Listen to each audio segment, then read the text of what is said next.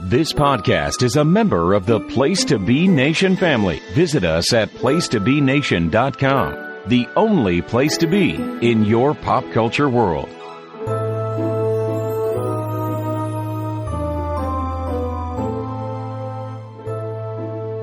Place to Be Nation, welcome back to another wonderful edition of Bells with Books.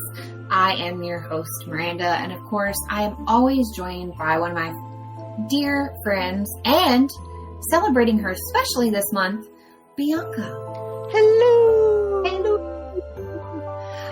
Do you know, I finally looked back, because you were like, you made a promise one day that you were going to make that, you're going to do the Mrs. Doubtfire, right?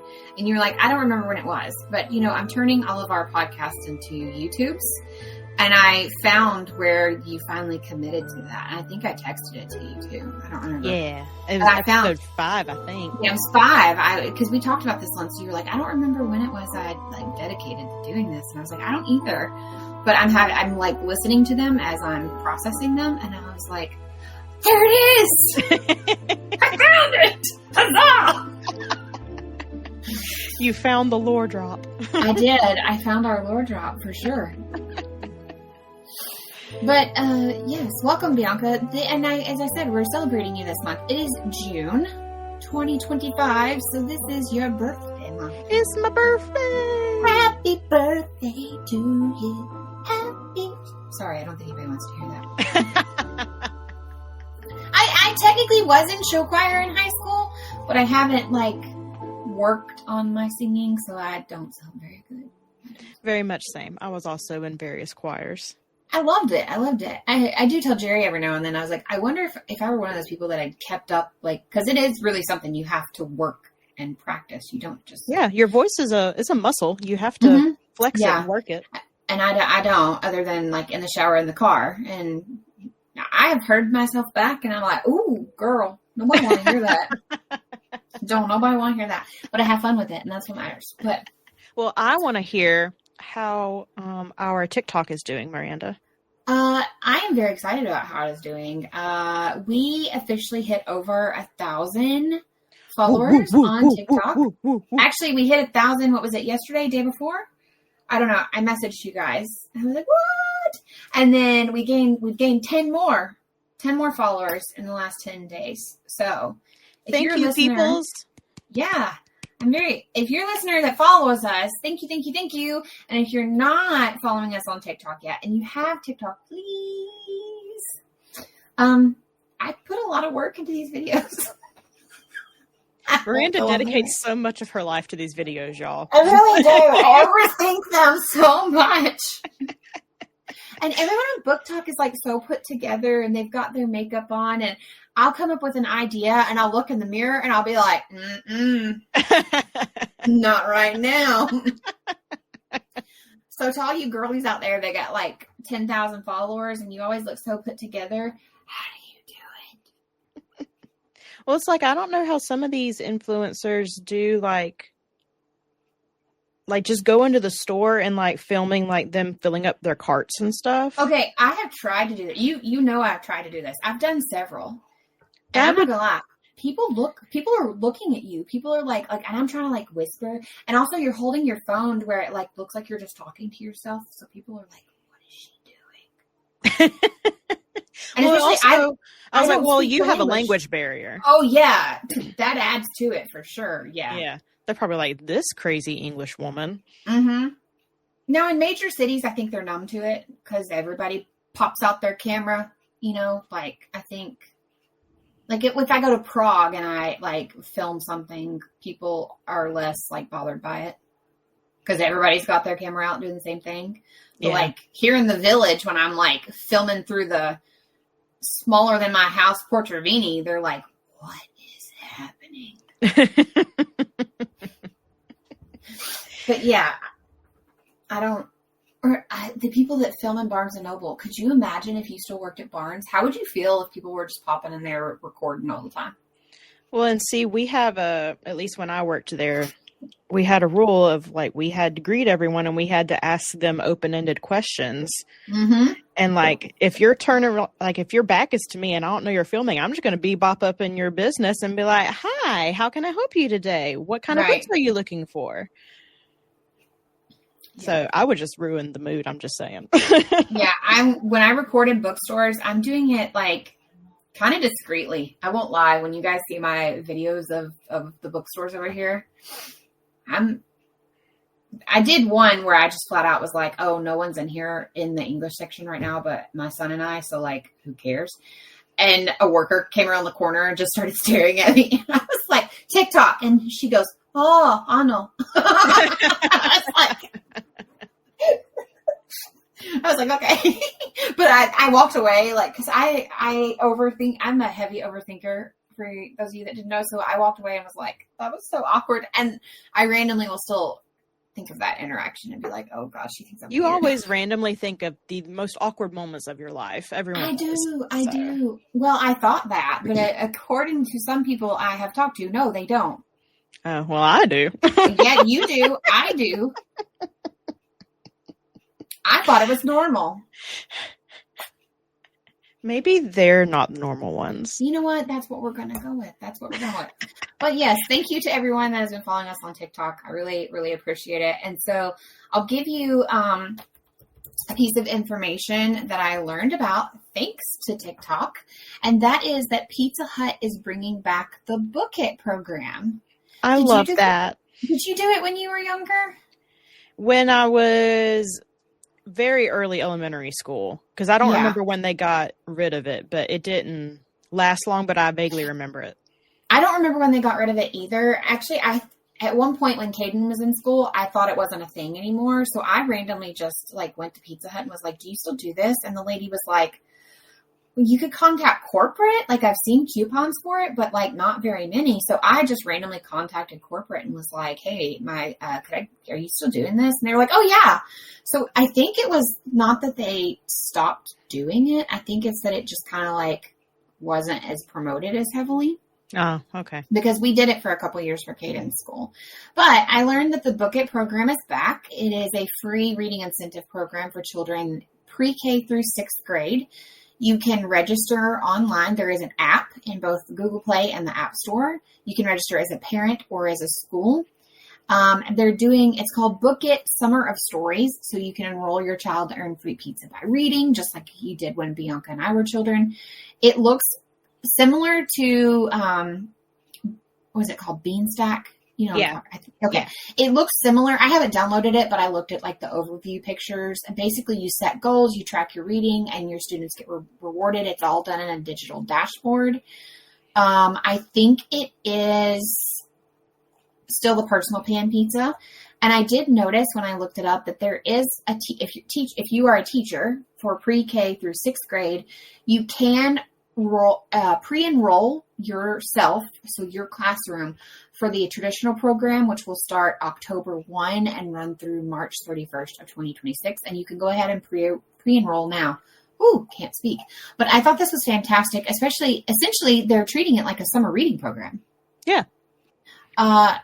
You are limited, though, to 5 personal pan pizza certificates per family per month. One certificate may be earned. That's still a lot of pizza. That's a lot of pizza. I mean, if you got more than 5 kids, like, I'm sorry. But, I mean, I think the average household has, what is it, like 2.5 is what they say?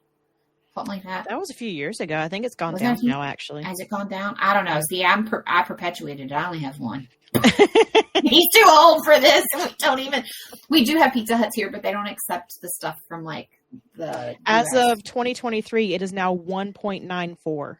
Interesting. So most people should be fine with this then. Maybe for your friends that have more kids, you could graciously take one of theirs so that everybody gets free pizza, and you take them all together as a big group. There you go. Kids Day out. But you meet your reading goal. I cannot talk. But I thought this was fantastic, seeing it brought back, and not only brought back from a standpoint of now they're allowing children and parents to do it together as a summer reading program. And I was like, that is fantastic. So For any of you that have children in that age range or, grandchildren or nieces and nephews, go check it out because that is just, I don't know. I was excited. I was like, is there any way I could make this happen for me? I'll take a free personal plan any day. As they do it for kids and not adults. Rude. Right. I'm telling you, listen, one of my favorite things is in the summer in Enterprise, we had an adult reading program alongside the children's reading program in the summer. And we had a coloring sheet that went with it that you could color in as you went. And I ain't going to lie, I won something like 3 years in a row. Listen, I was very proud of it. Oh, yeah. Hey, listen, me and my Milky Moo's gift certificates. I was very excited. One year they were for Chick-fil-A. And one year they were for Milky Moo's. Did you ever go there? I know you. I went there once. Okay. Yeah. So, I highly recommend you guys, if enough of you get together and go to your library and say, we should have a summer reading program for the adults too. I bet you they'll do it. Just a thought. But something that I came across, which you said you'd seen it too, but I just added it to the doc. This book is not new by any means. It is now, wait, just kidding. Yes, it is. I can't read. Y'all, this is going to be a great episode. Murder by Cheesecake, a Golden Girls mystery by Rachel Ekstrom Courage. That's a strong name there. Yes, it is. It was published in April of this year, but it looks freaking adorable. So that the cover is like that rose pink that you would think about when you think about the Golden Girls. And it's got all of their portraits in cartoon up top with 2 flamingos. And it's got the palm trees. It's very, very Golden Girls. But I was like, oh, someone wrote a murder mystery with them. Immediately added to my TBR. Did you know what sold it for me was the very first, I won't read the whole synopsis, but the very first line of the synopsis, well, part of it is things are heating up and not because of Blanche's hot flashes. I was like, my girl. Sorry, I'm now the age that technically the Golden Girls were. People forget that. They looked so much older. It's the hair. Hair. Listen, but we've also talked about this before about the, millennials, specifically our age group. We're not aging quite the same as the people before us and right after us did. No, we're not. We're not. And I think it's honestly because we've been through so much that we're petrified, but that's okay. We're just numb to everything. It's okay. We are. Absolutely. Our muscles, everything. But anyway. But this is a cozy mystery. If anyone is in the mood for that, it's a little over 300 pages. So not too bad. It's normal for a cozy. Just go check it out. And it says it's number 1. So that means more to come. Yes. It is number 1 in a series.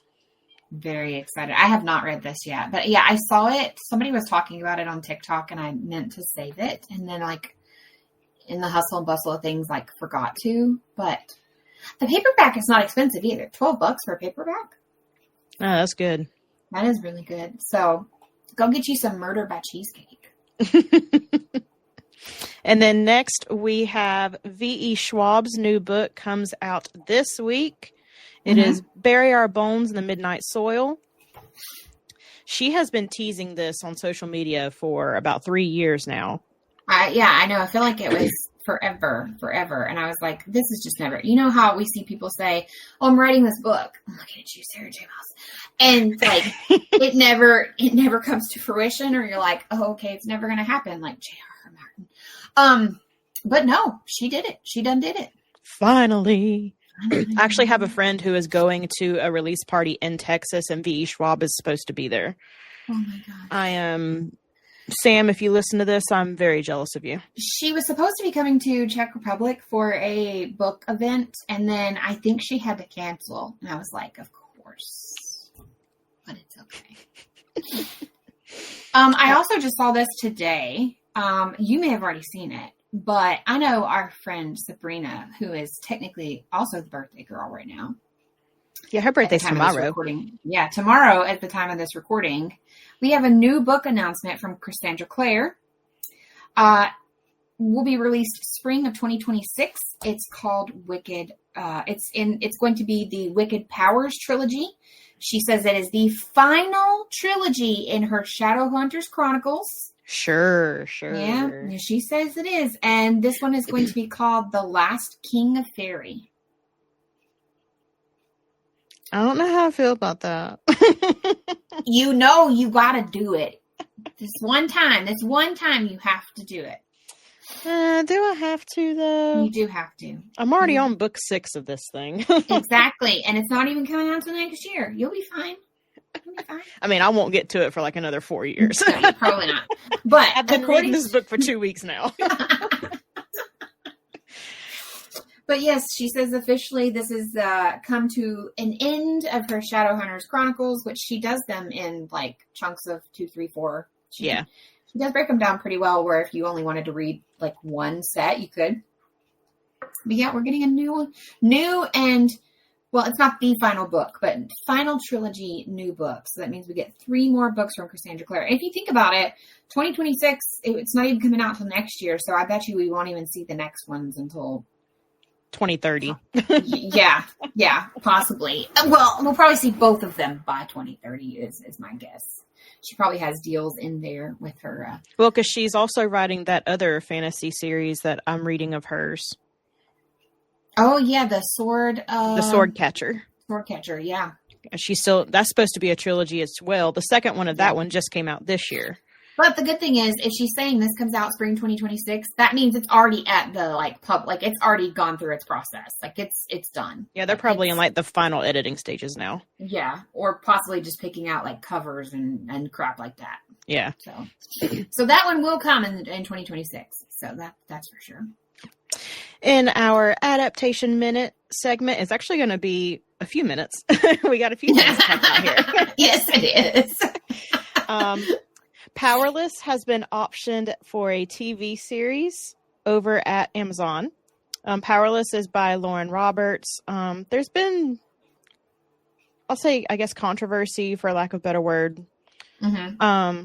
Just people are accusing Lauren Roberts of plagiarism. It's not plagiarism. It's called inspiration. And I wish more people understood the difference. And that's what irritates me. But I'm excited about it. I read Powerless. I liked it. It's a good YA fantasy typical thing. Mm-hmm. But yeah, it's being optioned over at Amazon with who's the Daphne Ferraro. I think that's how you pronounce her name. She actually, what else has she done? I'm reading up her bio right now.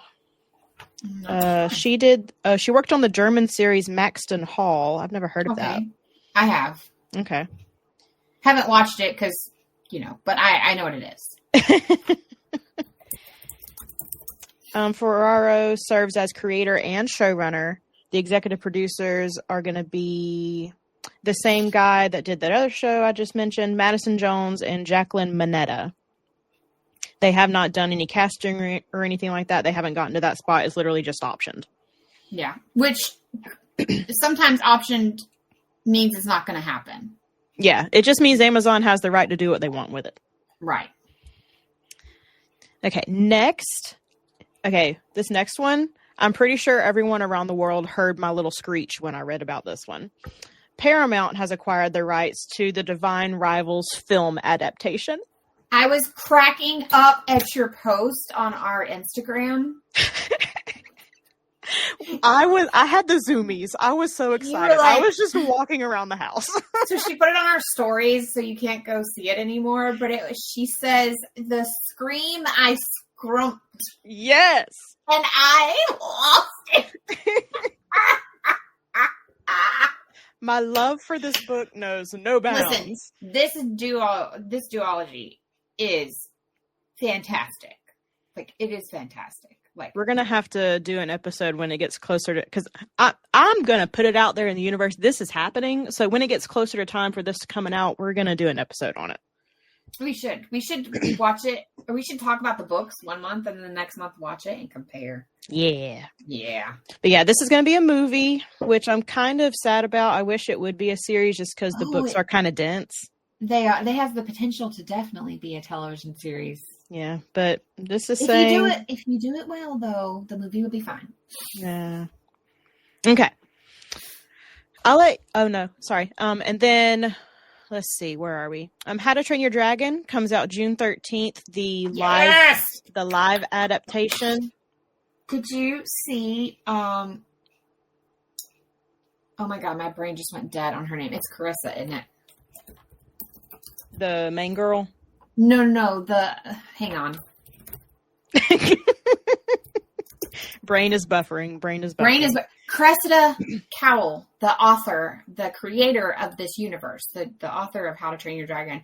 She went to How to Train Your Dragon Land that just opened. Oh yeah, Universal, in Epic Universe. And she was like, and like people, the thing that I was frustrated with is like all these people are walking past her like so excited, and you can tell that they're like in heaven, and nobody knows who she is. Yeah, nobody knows who she is. To be fair, I have no idea what she looks like. Oh, okay. I've never read the books just because I know they're children's books.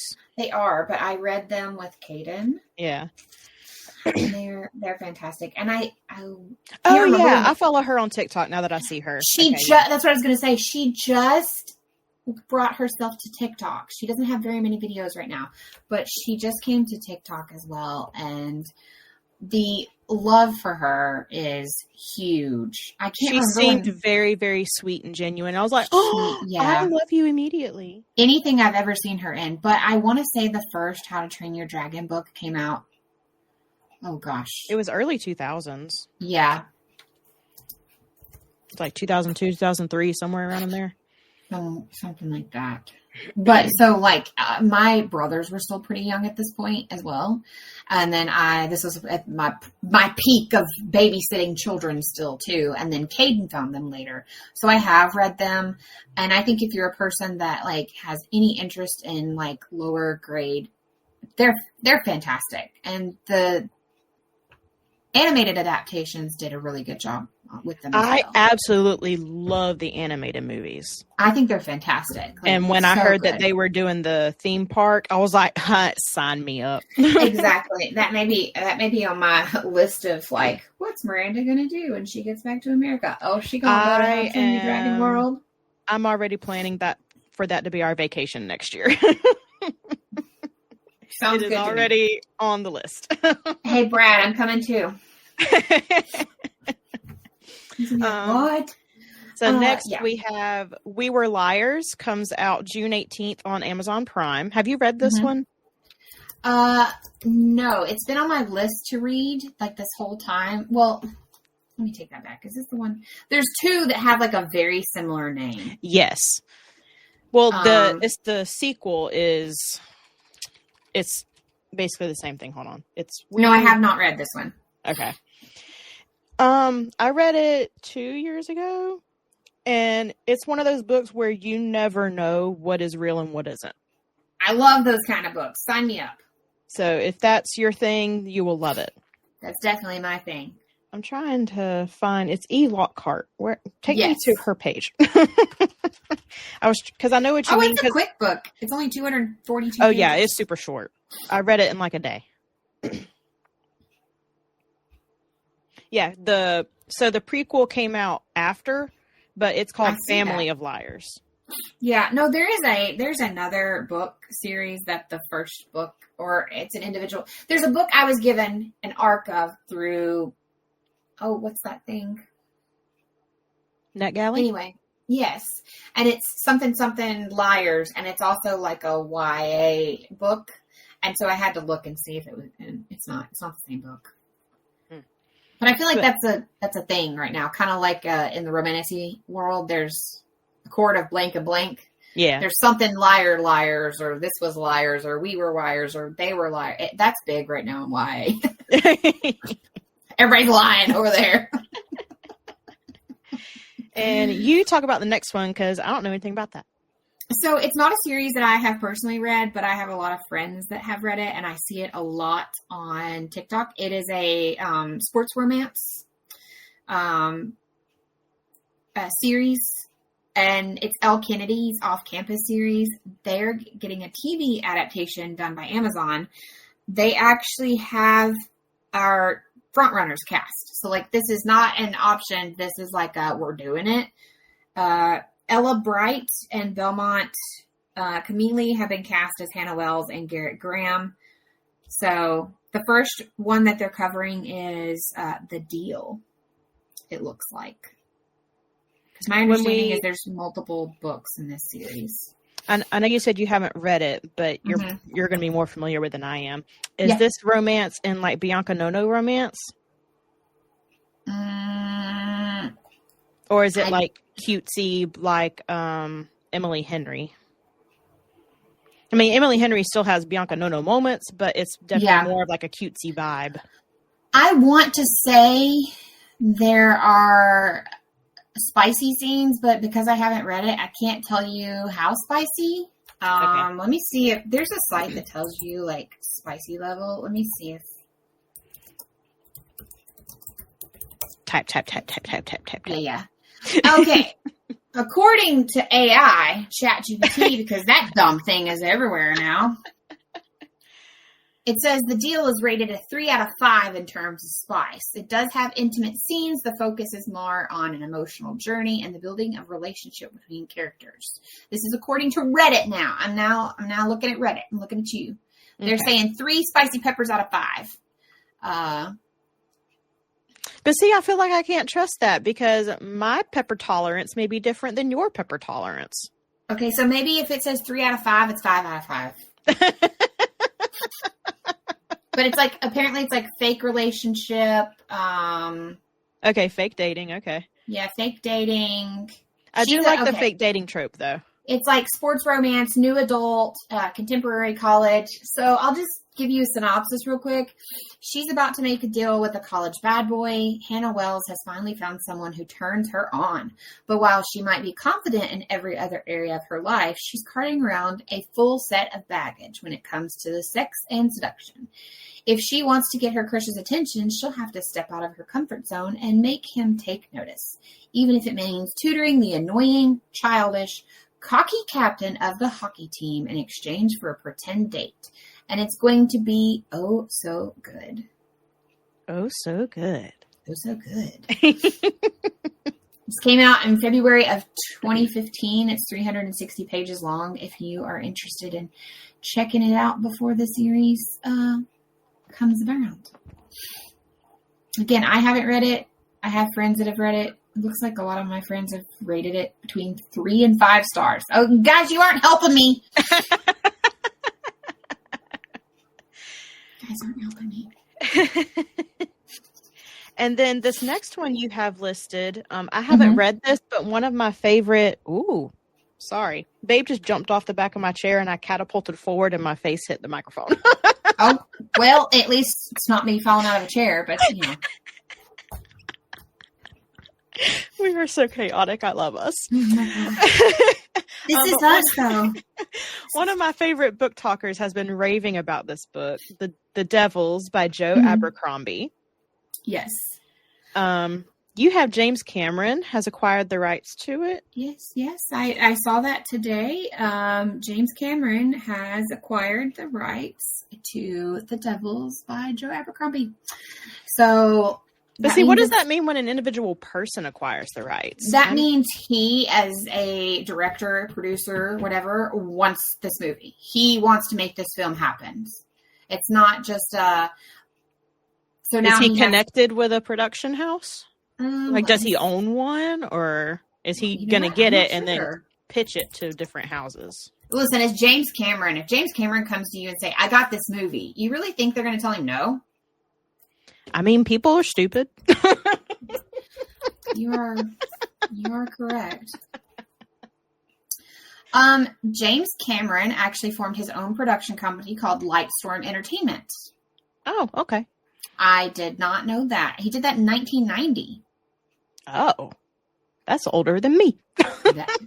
So it's probably one of those that, like, when you go to see a movie, it's like Lightstorm. You know how you see like 3 different box offices kind of thing, or not? You know what I'm trying to say. Yeah. But yeah. So James Cameron. But yeah, I just saw Joe Abercrombie's The Devils has been picked up by James Cameron. I forget what source I saw it from, but you can Google it. I'm Googling it and I see a whole bunch of... Yeah. Oh, he actually posted it himself. Storm announced the acquisition of Joe Abercrombie's The Devils. It's a story. Yeah. Oh, sorry. No. I was just going to say he would like to announce that his company has purchased Joe Abercrombie's latest book, The Devils, and Abercrombie will co-write the script with Cameron. The story follows a fantasy adventure set in an alternate medieval Europe with demons and witches. Yes! Sorry. I think Miranda's a little excited about that. The scream I scrumped.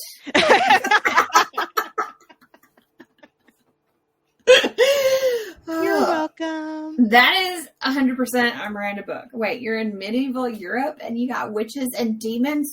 Let's do it. And then this next one we're actually going to use as a segue into today's topic. Caraval by Stephanie Garber. Mm-hmm. This has been a very popular book ever since it was published back in... When were you published? Copyright date. 2017. It has stayed on bestseller lists for good reasons. I've read it. I think this was my fourth time rereading this book. I absolutely love this book, you guys. It was optioned back in 2015, but before it was technically released, a bunch of people in the business had read it and they were like, yeah, we want it. And so it got optioned, but then nothing ever happened. But Stephanie Garber has been posting little teasers and being cryptic on her Insta stories recently. And my eyeballs are just big every time I open her stories. I'm like, what are you doing? I need information now.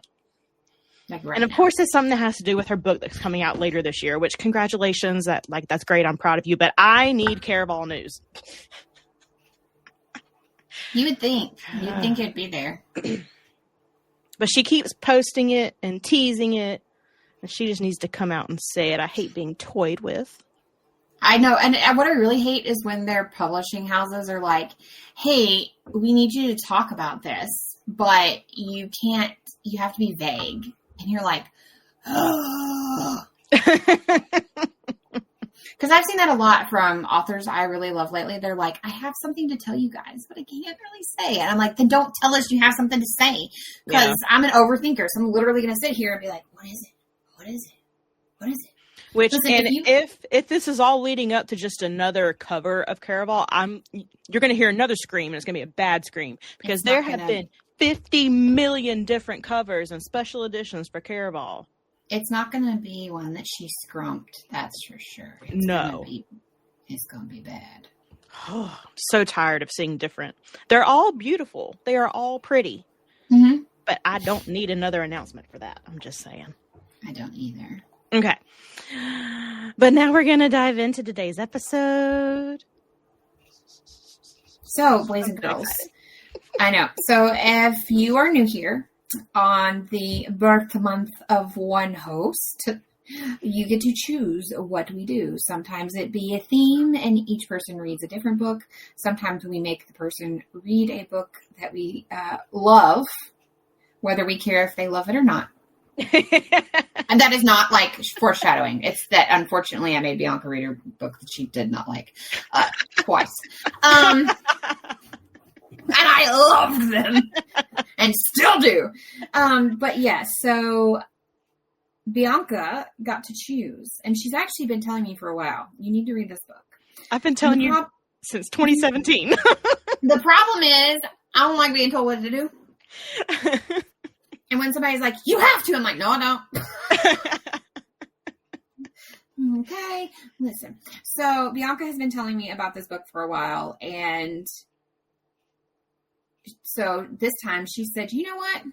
It is my birthday, and I am making you read this book, and this is what we are doing. So, ladies and gentlemen, if you didn't figure it out, we present to you Caraval by Stephanie Garber. And we will give a quick spoiler-free. Yes, we are definitely real quick. Definitely going to be spoiling. So, without spoiling, this is part of a series. It is a trilogy, correct? Yes. It is a trilogy. We only read number 1 today, specifically titled Caraval. If you get the ebook version, it comes in at 416 pages. Pretty standard. Actually pretty small for most fantasy, romantasy, mystery books in this genre. It does cover multiple genres. It is young adult. Well, that, and I also noticed if you have the print book, the print one does not take up the full page. It only takes up about 3/4 of the page, and it's also big print. Is it? Okay. Yeah. Like this one is 407. Let me get to the very last page.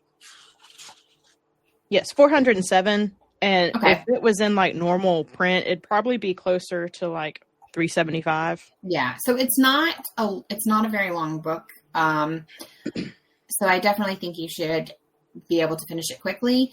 I'll give you guys the synopsis according to Goodreads, and it's basically, how far would you go to save your sister? Scarlet has never left the tiny island where she and her beloved sister Tella live with their powerful and cruel father. Now Scarlet's father has arranged a marriage for her, and Scarlet thinks her dreams of seeing Caraval, the faraway once-a-year performance where the audience participates in the show, are over. But this year, Scarlet's long-dreamt-of invitation finally arrives.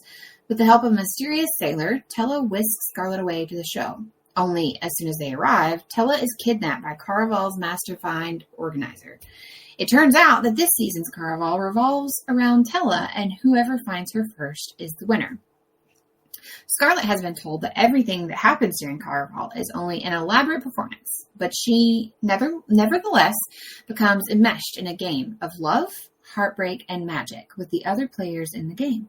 And whether Caraval is real or not, she must find Tella before the 5 nights of the game are over. A dangerous domino effect of consequences is set off, and her sister disappears forever. Welcome to Caraval. Beware of getting swept too far away. If I'm not mistaken, you basically gave it 5 stars the first time you read it, and continue to give it 5 stars every time you read it. Yes. I know you're dying to hear what I think. And we are going to be breaking this down bit by bit. So is there anything you want to tell everyone that's spoiler-free as possible? Because I know you love it, so you want to gush. So give us a spoiler-free version of how you feel about this book, and then I can actually give you a spoiler-free version that I think you're going to enjoy what I have to say. It is very much YA, and Yes. it is very much I would say it's a beginner romantasy, but it's also full of mystery and intrigue. It's one of the books where Absolutely. you never really know what's true and what's not, because everything is a game. Mm-hmm. Literally everything is part of this very elaborate game that takes place over 3 days. No, 5 days. I'm sorry. 5 days, yeah. And so you never really know if someone's telling the truth or if they're just lying to get an answer out of you. And what's a clue? What's not a clue? What's their motive? Like, yeah. do they have a motive? Are they on your side? Are they not on your side? Are they actually just like a normal person and really care less? Like, you know. It's crazy. So if you love fantasy, if you love that mystery intrigue of not knowing what's real and what's not, if you like family connections and you hold family very, very dear to your heart, this will be right up your alley. And it's also heavily based in a Spanish culture. Yes. There were a few times I'm like, wait, what? But it was heavily influenced by Spain. Yes. Which Your makes turn. a lot of sense. So I will say I did see just now that it has actually won a lot of literary awards. So congratulations. They're well deserved. Even though it is a young adult, I feel like, and I don't mean this in like there's anything spicy or anything like that. So please, audience, don't think that's what I'm saying. But yes, it is a young adult, but it plays so well that it could be like that new adult with no spice, if that makes sense. Yes, very much so. Because there are some heavy things that happen in this book. And it's heavy, and the way the characters are fleshed out, and the way the characters carry themselves. In my mind, I'm like, as we were watching this, I'm not picturing them as teenagers. I'm picturing them as like very early 20s. So like right out of their teens, but it's like 21, 22, 23, which would not be a YA. YA books are about teenagers. Well, sometimes in YA they have just turned 18 or they're barely 19. But in my mind, YA means they're like not legal, right? Yeah. And for this audience, because I know people are going to be like, well, I'm not really into young adult. I actually would still recommend it, even if you're not into young adult, because I really did the whole time picture the characters a little bit older. I don't know why. And listen, it wasn't like all the jokes earlier aside, like I actually haven't been putting it off because like I've been refusing to read it for any certain reason. It's just like most of us that are readers, my TBR is so long that it's like, okay, I'll get to it. I'll get to it kind of thing. I really wish I hadn't put this one off. The Alice in Wonderland vibes that came from this book from like not page 1, but like pretty quickly, right? Yeah. Like the conversations, the style of the world, the way they're talking about things, people talking her outfits. Her outfits. Like people are consistently like you said, like, are they on your side? Like, do they mean well? Like, they're kind of like talking in a roundabout way. Like, it's not really talking in riddle and rhyme, but like, that's how it feels. Because they'll ask you a question and they'll be like, that's not the answer. And you're like, but that is the answer. But it is the answer. I 100% 5 stars. This book, like, it gave me all of the feels of reading, like, Alice for the first time. It gave me all of the feels of reading, like, Cinder for the first time. Yes. So that very, like, it's not storybook, but for me, it gave me all of those feelings that I get when I read, say, a storybook retelling or... Because like, it's so, like... When we say fantasy, it's very fantastical. Like, yes, it's very spectacle. And there's a reason that it's named Caraval, is to remind you of like a carnival. Like, yeah, it gave me a lot of Night Circus vibes. It's definitely a show. I don't think you liked that book, correct? You didn't like the Night Circus. I've read it like 5 times. It was okay, but then again, it's been like 15 years since I've read it. And after reading Caraval, I'm like, I need to go back and reread Night Circus. I think you should. Night Circus is considered adult. It's not YA. Yeah. I don't remember there being anything spicy about it, though. But it gave me, like, all of the feelings of the first time I found that book. And just, like, you know, the first few times. Obviously, I read Alice really, really young. But, like, just that, like, gripped me in feeling. And I had an immediate pull to, like, this character versus that character. And... it's just, I will finish this trilogy. And, you know, I technically already own parts of the other one because I bought them not knowing, like, I bought book 1 of the next series. It's a spinoff. Yeah, there's a spinoff trilogy. I bought book 1 and I was like, look what I got. And you were like, yeah, that's the spinoff to the book I keep telling you to read. Like, what? Because it doesn't indicate anywhere on it that it is. Like, it's just, it sounds like it's a brand new book, nothing attached to it. It's because you can technically read it separately without knowing anything. But to me, it's better if you read the Caraval series first. Well, I chose not to, so it's been on my shelf this entire time waiting. It has been waiting. I will be finishing this trilogy. I do have thoughts as we go along. And in true ADHD fashion, I read it just this week. I noticed that. I was like, oh, she's cutting it real close. Listen, it's the only way I can get something done. And specifically when I need it to be fresh on my brain, I have to. Like, I have to. Like, I'm the girl that when in senior English class, they're like, oh, we're going to have I'm telling you now, letting you pick your topics now. You have a paper that's going to be due in 2 months. I'm like, okay, come back to me in a month and a half. I can't. I know you were the girl that started it in. No, I'm the one that came in like sliding in. And I will say, I don't want to spoil the ending. There is a place where I think I know where I want to stop because I want people to read this book so badly.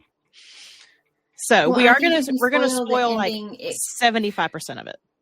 Well, I think if you fully spoil the ending, it may keep people from reading book 2 as well. Yeah.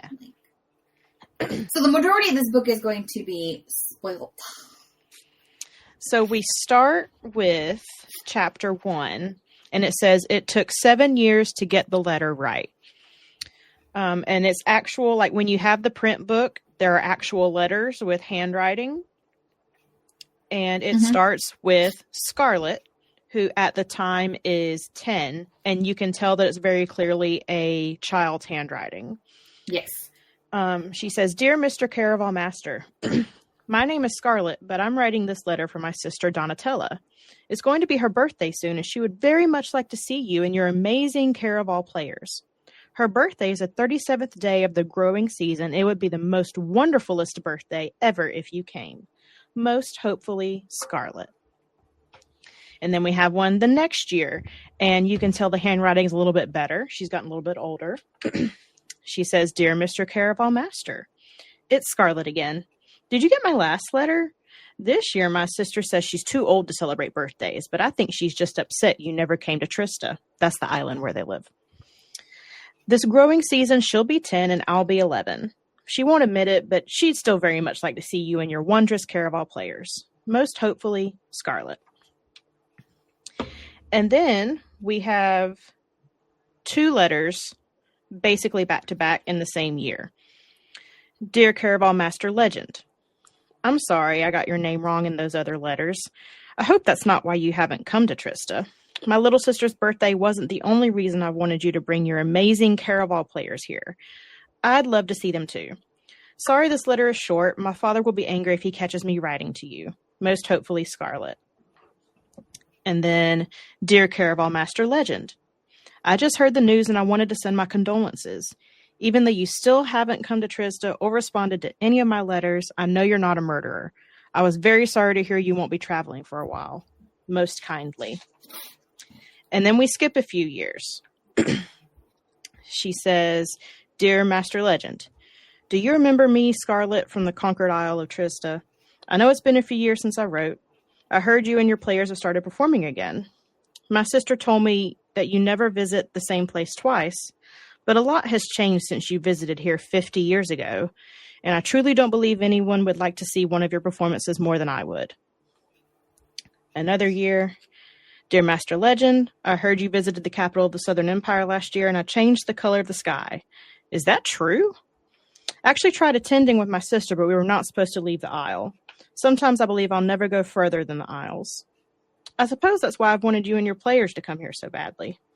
It's probably futile to ask again, but I do hope you'll consider coming. Most hopefully."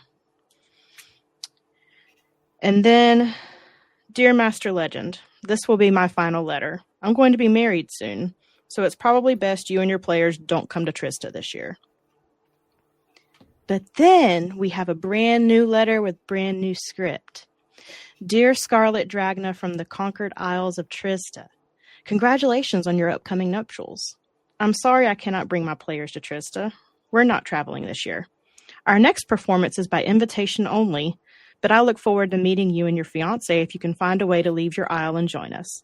Please accept the enclosed as a gift. From the pen of Caraval Master Legend."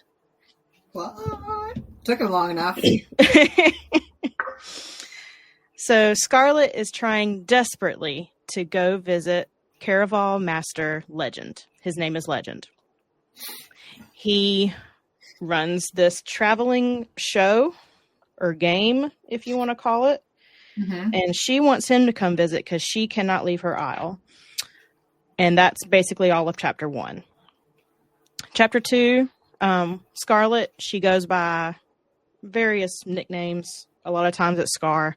She runs downstairs to tell Tella, or Donatella, her sister, the good news, and she finds Tella with Julian, a sailor who has been on Trista about a month. Scarlet is engaged to a count that she has never met. It's an arranged marriage, and Tella is absolutely disgusted by this idea.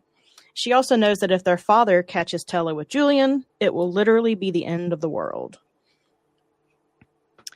Tella grabs the letter and sees 3 invitations, one with her name, one with Scarlet's, and one that is just simply untitled, inviting them to the Isla de Sueños. As they're reading the letter and the tickets, more script appears. Let me turn to that page. To be used once to gain entrance into Caraval. The main gates close at midnight on the 13th day of the growing season during the 57th year of the Elentine dynasty. Anyone who arrives later than this will not be able to participate in the game or win this year's prize of one wish. Julian overhears them discussing what they're going to do, and he offers to smuggle them both on his ship to get to the Isle, even though they've never heard of it. It's Legend's private island, in exchange for the use of that untitled ticket. If they can go to Caraval and play Legend's game, they can win that prize of one wish. They are rudely interrupted, though, when Governor Dragna, their father, comes downstairs and catches them in the cellar with Julian. He accuses Julian of, quote, tasting his daughters. And I was like, ew. He is a despicable man, y'all. I hate him so much. And Tella blurts out that it was actually Scarlet, not Julian, it was Scarlet, not Tella, who was with Julian. And they start bickering. And we find out that Tella is not just being a brat. She's trying to protect her sister. Governor Dragna always punishes the other sister when one sister messes up. Which I was like, that is diabolical. Yeah, I mean, you shouldn't be punished. Like, neither girl actually did anything really wrong, right? So neither one of them should be getting punished. But the fact that they talk about, how in detail, like, he always does this, and, there's usually blood, and, like, it's not just like I lock him in their room or I, like, slap him. Like, he's violent. No, he punches Tella while he's wearing some really sharp rings, and, like, she's I can't remember if it's in her face or her stomach that time, but she, like, doubles over and is, like, in severe pain. Mm-hmm. Well, they talk about the blood that's on his hand. He has to wipe off his hand. Yeah. Like, he hits her that hard. Scarlet wants to protect Tella, but can't. And the governor then tells Scarlet that her wedding is in 10 days. Scarlet is kind of excited about this marriage. She sees it as a way out from underneath her father's thumb. And she's hoping that she'll be able to take Tella with her to live with the Count. Even though she's never met the Count, they have been exchanging letters, and his letters have been on the nicer side. Like, she perceives him to be an upstanding man. No real qualms about it. So she's mostly at peace with her decision. I was not. Like, very early on, like, already here, I was like, girl. Like, and I know I read Bridgerton, and people be writing each other letters, and they don't even know who the other one is. But that's not the point. Like, for whatever reason, in this setting, I felt really uncomfortable about this when they introduced to us that she's been writing to her suitor, and they're going to get married, and her dad is like, no, this will happen. Like, I felt really uneasy about it. Did not like it. Yeah. Well, and he's also, it goes into more in depth than this in the book, but he's also one of those people that he wants to uphold his public image more than he actually cares, like, about people in general. So marrying her daughter off to a Count would also give him a status of, oh, look, I'm related to the Count. Look at all this money, blah, blah, blah, blah, blah. I'm a governor and my daughter is a countess. Like, yeah. After witnessing the beating in the cellar, Julian changes his offer to get them off the island for free. He's like, y'all don't need to put up with this. I will just take you to the island. I don't even need anything in return. Scarlet and Tella talk a bit more about it, and Tella says that she is going with Julian. There's nothing that Scarlet can do to convince her otherwise. They make a plan to meet in the dead of night and leave then. Scarlet goes to try to stop Tella, enticing her with a promise of a new home with her and the Count. And then we find out that their mother, her name is Paloma, she disappeared 7 years ago, and that's when their father got really, really bad. He wasn't as bad with her mother around. It kind of sounded like it was the abuse was basically non-existent. Maybe he was still like a cold man, but like he wasn't abusive. He wasn't abusive at all. Like, he was maybe not even controlling. It's almost like a switch flipped with him when she left. So Scarlet risks meeting Julian on the beach to try and bribe him to leave them behind. she's like, well, if I can't convince Tella not to go, then I'm just going to talk to Julian about it. He can have all 3 of the tickets if he leaves without her and Tella. Julian says that her sister also offered him the same kind of deal. And then Tella steps up behind her and everything goes black because it's in Scarlett's point of view. They basically chloroform her. That's what I'm taking from it. That's what I thought too. In chapter 5, around page 42, let me flip there real quick. We, while she's zonked out on the boat, Scarlett dreams of their grandmother. Her love of Caraval and Master Legend came from the stories that their grandmother used to tell them. And we learn how Legend got his magic. Legend was as prideful as he was handsome, and he believed she was wrong. He told himself if he were famous, he would allow him to marry his love, Annalise. So he wished for that. He said he wanted his performances to be legendary, magical. The transformation began right away. Its magic was fueled by Legend's true desires, which were powerful indeed. The witch told him his performances would be transcendent, blending fantasy with reality in a way the world had never witnessed. But she also warned that wishes come with costs, and the more he performed, the more he would transform into whatever roles he played. If he acted the part of the villain, he'd become one in truth. The witch had not lied when she said Legend could not have fame and Annalise. He couldn't have both fame and his love. After becoming Legend, he was no longer the same boy she fell in love with, so she married another and broke Legend's heart. He became just as famous as he wished, but he claimed Annalise betrayed him and he swore never to love again. Some would probably... You became a butthead, but okay. Yeah. Some would probably call him a villain. Others would say his magic makes him closer to a god. No. Sorry. That's a no from Miranda. That's a no. Full stop. So Scarlett wakes up in a tiny little raft with Julian rowing. She panics, asking where Tella is. He says she's already on the Isle, and he had come back for Scarlett. Scarlett decides to spend one day on the island and enjoy Caraval before going back home. Tella had made it look like they were kidnapped, so they had a little bit of time to play with here. But their raft starts to sink. There's a tiny little hole in the boat.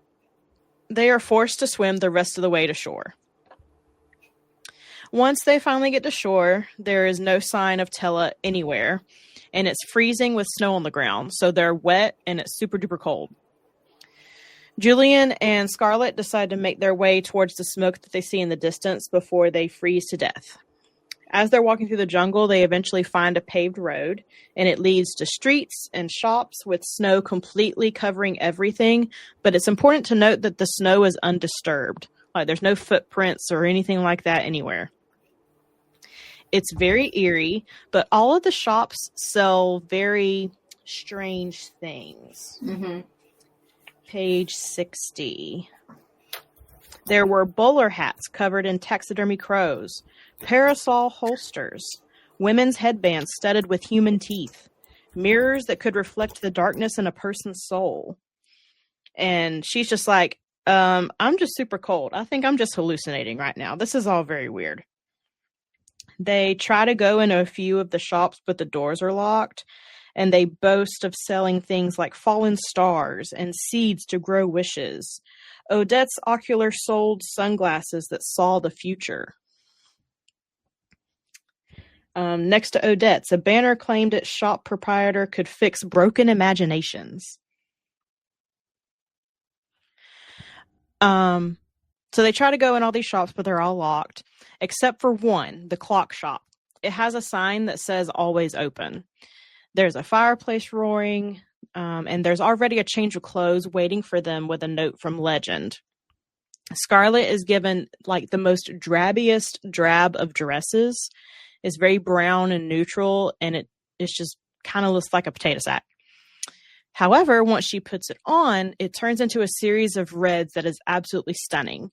It's an enchanted dress, and we learn as we go on that this dress it's kind of like a mood ring, where it will reflect whatever she's feeling inside.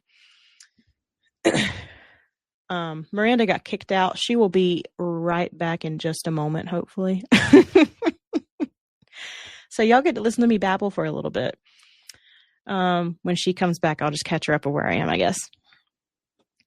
But there's also this theme of color in Caraval. Scarlet is, I forget what it's called. There's like a thing. It's an actual thing where a person sees color in like songs. Synesthesia. She has heavy synesthesia. So if she sees something, she automatically sees a color associated with it. A lot of the time she sees herself in a red dress. I'm pretty sure it's in the red burgundy spectrum is what her dress typically stays in. But I just loved that. We're on chapter 8. Just as they are about to leave back through the front door, a man introduces himself as, I'm going to say Algie, because that's how it's spelled. I'm pretty sure that's not how you're supposed to pronounce it, though. But he makes this magical door appear in the wall, and he tells them that it's a shortcut to Caraval. Julian, and I will say there is a price for using any kind of magic, and Julian knows this because he's been here before. He has played Caraval before, and he doesn't want to pay, and he immediately leaves the shop. Scarlett's like, well, what's the price? And it's her voice for 1 hour. I was like, what in the Ariel Little Mermaid is that? That's what I thought too. I was like, absolutely not. Welcome back, Miranda. And, yeah. Go. Real quick, I just went over the synesthesia that Scarlett has, where she associates everything with color. Did you pick up on that? Say that again. You cut out for just a second. I just went over how Scarlett basically has like synesthesia, where she associates everything with certain colors.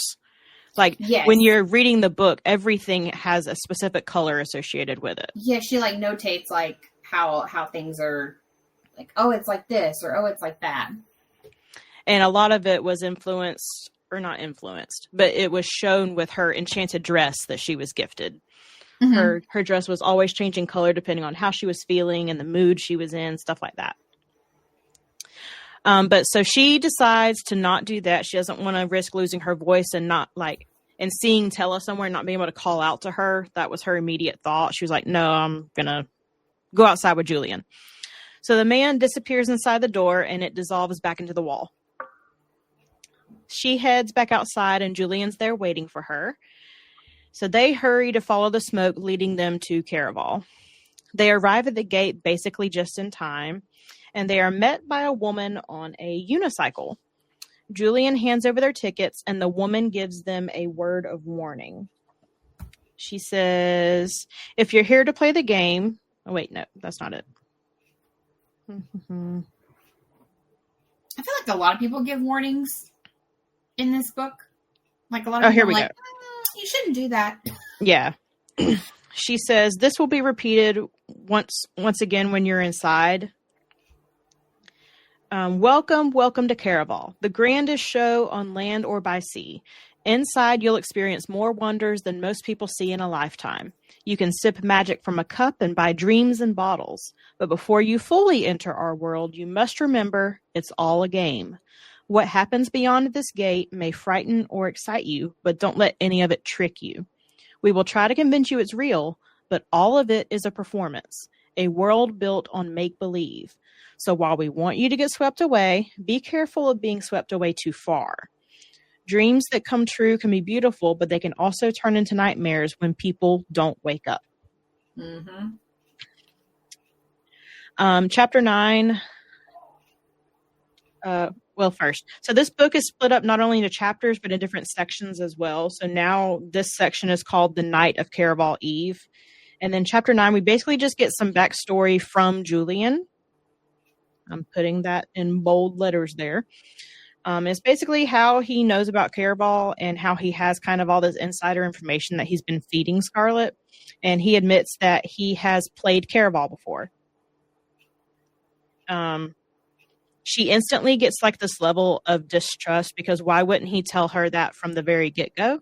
Right. He's starting to question his motives and why is he being so helpful in the first place type thing. I think she's a naturally distrusting person, though. Like, I think she's hesitant of, and I think it's her father's fault.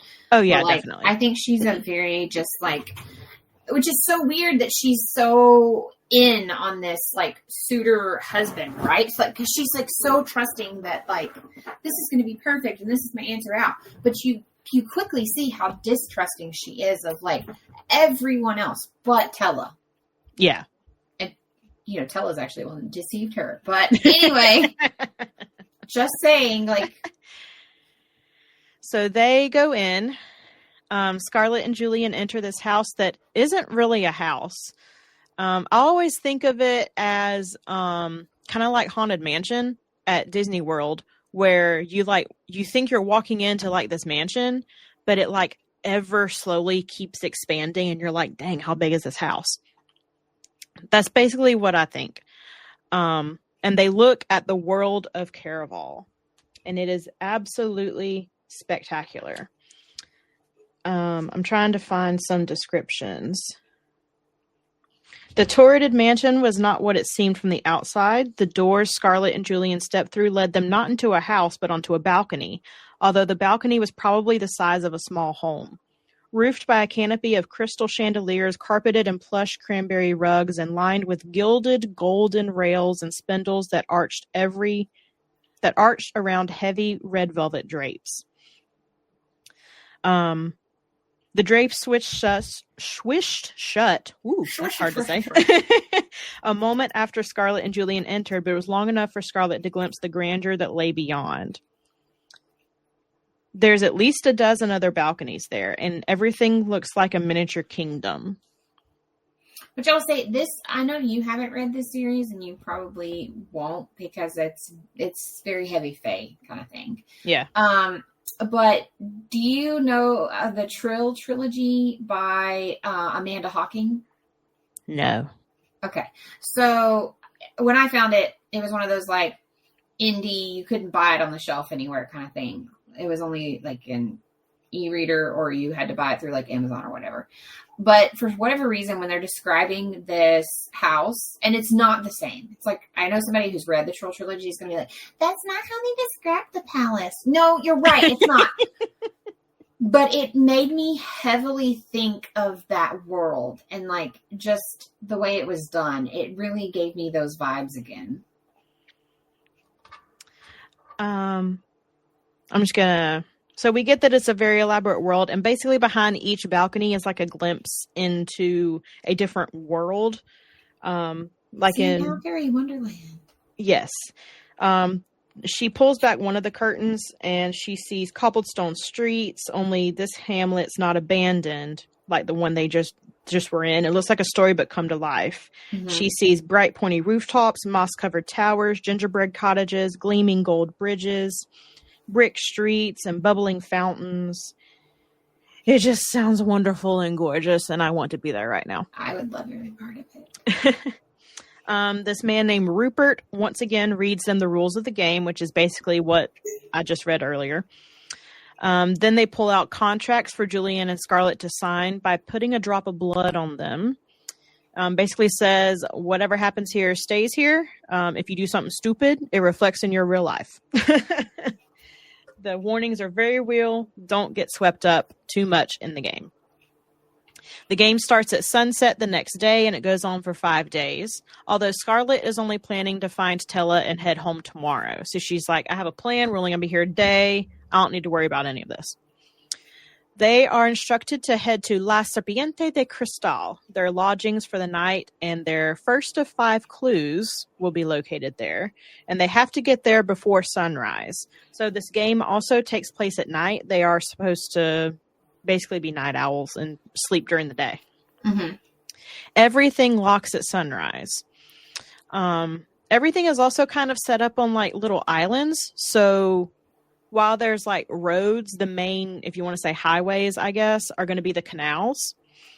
So there's all kind of boats out and about, and they ask for passage on one. It will get them to the end much, much faster because they can see the sun is starting to rise. Just as lanterns are starting to snuff out as day breaks, they arrive. Julian pushes Scarlet into the inn, but just as she gets through, the door closes and locks from the inside, leaving Julian outside the rest of the day in the cold.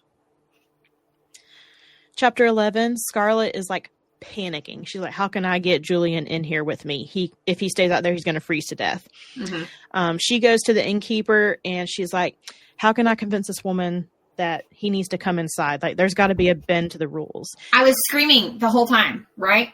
Like, I just what she ends up doing, right?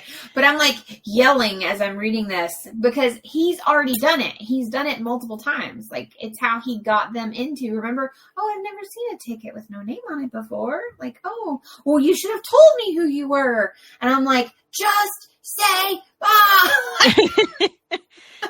She tells the innkeeper that they are special guests of Caraval Master Legend. And the innkeeper's like, oh, okay, yeah, he can come inside then. Well, and she says her name. She's like, I'm so-and-so, and I'm a special guest, and that's my fiance. And she's like, oh, they all like go, why didn't, this is like the second person that's like, why didn't you say it? So, like. Yes. So it's very evident that all of the, I'll call them performers, they are very aware that Scarlet and Tella were coming. Yeah. Or at least Scarlet.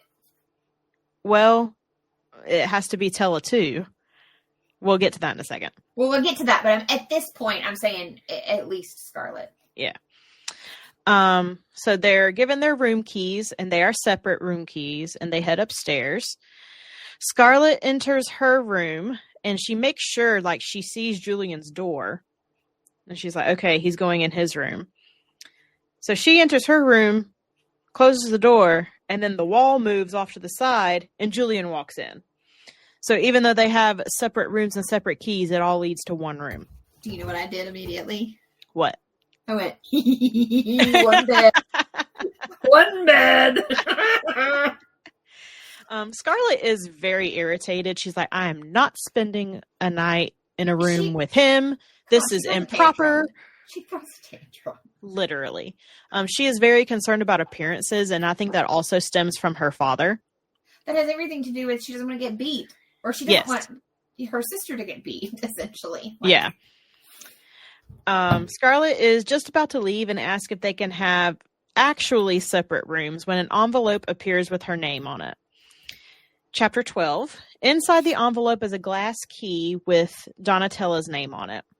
She rushes out into the hall to find the door that matches the key. She gets there and yells out for Donatella. And Tella answers, and she sounds very surprised to hear Scarlet and tells her, don't come in. And it's echoed by a man's voice as well. I immediately thought it's not Tella. Same. Okay. I was like, it's not her. It's not her. But Scarlet is instantly angry. She has spent who knows how many hours at this point searching for her sister, worrying about her safety, worrying about how they're going to get back home. And in her mind, Tella's just in a bedroom with a man. Yeah. She wanders back down the hall, and she's literally about to faint from exhaustion and just everything that's been happening. And she runs into a man and woman who are brother and sister. They introduce themselves as Dante and Valentina. Listen, they immediately described Dante, and I was like, well, hello, good sir. Do you want to say how he was described? So, I mean, if you're not new here, it's basically Miranda's type. So he's supposed to be tall, dark hair, and she immediately notices that he has tattoos. He has a rose on the back of his hand. Well, he's covered in tattoos. He's covered in tattoos. And she says he has oh my God, you have the book out in front of you. What is it? Yes, it's page 113. He has a look about him that dressed entirely in sleek black, he was the type of boy Tella would have called uselessly pretty. That. Hello. While secretly thinking of ways to gain his attention. 100% Tella. She noticed all the ink covering his hands and moving up his arms. Yes. Tattoos, carnal and intricate, arcanist symbols, mourning masks. Lips curved into an alluring pout, bird talons, and black roses. And she's just kind of like starstruck for a second. Essentially, Stephanie Garber was like, what is Miranda Berthold's type? That's this man. And I was like, I'm eating this up. And they have a little bit of back and forth. Dante very chivalrously offers up his own room and says that he can actually stay in the room with his sister because she has an extra bed. Well, I didn't know it was his sister at first, unless I just missed it when I was going real quick, because I was like all caught up in Dante. And then he was like, oh, my sister won't need it. And I was like, oh, okay, that's okay. It's sister. We're Which, and then I was also thinking, like, if she's that uncomfortable, because they make you feel like she's uncomfortable, right? Like, again, It's a boy. So I was like, if the sister has two rooms, why don't you say, oh, you shall stay with my sister. You could stay with my sister. Like, yeah, there was that. And Dante is like very flirty with her, which she's not used to. Like, she's a very like proud person. She doesn't leave her house, basically. Like, well, when she accepts his invitation to stay in his room, and she enters the room and she sees that her gown, she assumes when she was about to faint in the hallway from exhaustion, her gown had transformed into this very silky and sheer nightgown that did not leave much to the imagination. So now she's mortified that anyone outside of her sister saw her in that. And he had also invited her to dinner in exchange for her staying in the bedroom, and she was like, thank you, but no. I was so mad when she said no. And she immediately collapses on the bed and goes to sleep. Just keeping up, chapter 13, Scarlett wakes up and decides to try and find Dante to see if they can still have dinner together. She's like, you know what? Dinner with this guy won't hurt anything. On the way downstairs, she passes by Tella's room and sees that it is in absolute shambles.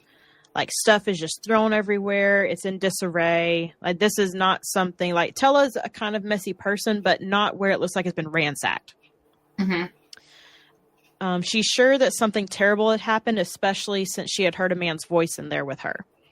And then more people are coming to the room with the same exact key that she had. It's a glass key that had Donatella's name on it. And then Tella figures out, oh, this is part of a game.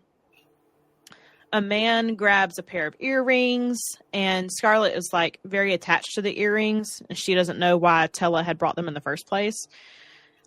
She like tries to run after him, and it doesn't really work out. And Julian hears a skerfuffle, and he's I don't feel like Tella brought any of that stuff that was in her room that was supposed to be Tella's. I don't feel like she brought it. No, it was definitely some magic involved. Absolutely. But the earrings had been a gift from her mother before she disappeared, and they had been given to Paloma by their father, who had been a different man then, and that's when we get all that backstory. So she goes back to her sister's room, and Julian's there. And while he's there, they basically figure out the next clue. Let me turn to... Yes, okay. This girl was last seen with Legend. If you catch her, you shall catch him as well. Of course, you may have to venture through hell. But if you decide, you may find yourself rich. This year's winner will be granted one wish. This is your first clue on the road to find her. The others will not be so easy to retrieve. Some will make you question your sanity and all that you believe. Clue number 2, you'll discover in the rumble of her departure. Number 3, you must earn. Number 4 will cost you something valuable. And number 5 requires a leap of faith. Most of you will fail, but one will surely succeed. You have 5 nights to find the 4 remaining clues, and then the girl and Legend's wish will be yours. But she also figures out the second clue. It's a postcard she found that did not belong to her sister. Like, she knew all of Tella's stuff, and this was something that Tella would not have. Chapter 14, the postcard has a palace/castle on it, and they figure out that they need to go there to find the next clue. And Dante shows up to look at the room, And he and Julian have a very tense moment because, of course, Julian has been posing as her missing fiance this whole time in order to get into the game. So he's just playing along, being like, why are you flirting with my woman? After Dante leaves, Julian says that Dante was actually the winner of the last Caraval and that he can't be trusted. They get a ride in a boat down the canal from the same girl who was on the unicycle yesterday, and her name is Jovan. I kind of like her. I like Joe. Yeah. She tells them that time here is fueled by magic, and magic moves faster in the castle that they're going to, so they need to be careful. When they get to the castle, there's all kinds of like tents and merchants kind of set up like a flea market. Mm-hmm. And Scarlet basically finds a psychic, she wants to have her future read. This is kind of funny. In chapter 15, she follows a man in basically a loincloth. His name's Nigel, and he is also covered in tattoos.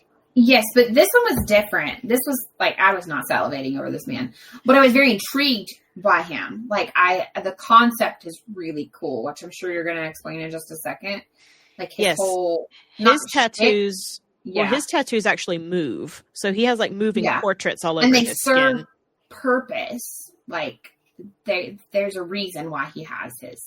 I'm not saying that people that have tattoos, they don't serve purpose, because clearly, I got tons of them. But I'm saying his have a very specific reason they are where they are on his body and such. Yes. Well, and he can basically read her like an open book. Mm-hmm. He just basically reads her to filth, and she's like, oh, you're for real. Okay. He agrees to tell her about her future in exchange for some truthful answers to his questions. And that's exactly what he said. I will give you an answer in return. The way he said it made it sound so simple. Just a few answers, not her firstborn child, not a piece of her soul. It's very simple. A little too simple. I think because I had already decided that this world was very Wonderland-ish, I knew already when he's like, oh, it's just that simple. I was like, no, it's not. Nope. Because again, I know I'm going to compare it to Alice a lot, but everything she went through, nothing was simple. Nothing was straightforward. Everything was in a roundabout way. Yeah. He says, I'll start with something easy. Tell me about your companion, the handsome young man you traveled here with. I'm curious, how do you feel about him? And Scarlett's eyes immediately go to Nigel's lips. There's barbed wire tattooed around them. And she keeps repeating to herself, not the heart, because there's also a heart in there. Her feelings for Julian were not like that. So she says, Julian is selfish, dishonest, and opportunistic. Yet you've agreed to play the game with him. Those must not be your only feelings. And she heard it in a way that made him more ask, do you find him attractive? And Scarlett wanted to deny it. Julian was the barbed wire, not the heart. She didn't really like Julian as a person, but she couldn't deny that he was extremely appealing physically. I'm sure we've all been there. Yeah. But in the end, she didn't want to tell Nigel that either, because what if Julian were listening outside the tent? She, stutters, and Nigel says, are you having a problem? Here, this will help loosen the tongue. He waves this, incense over her, basically.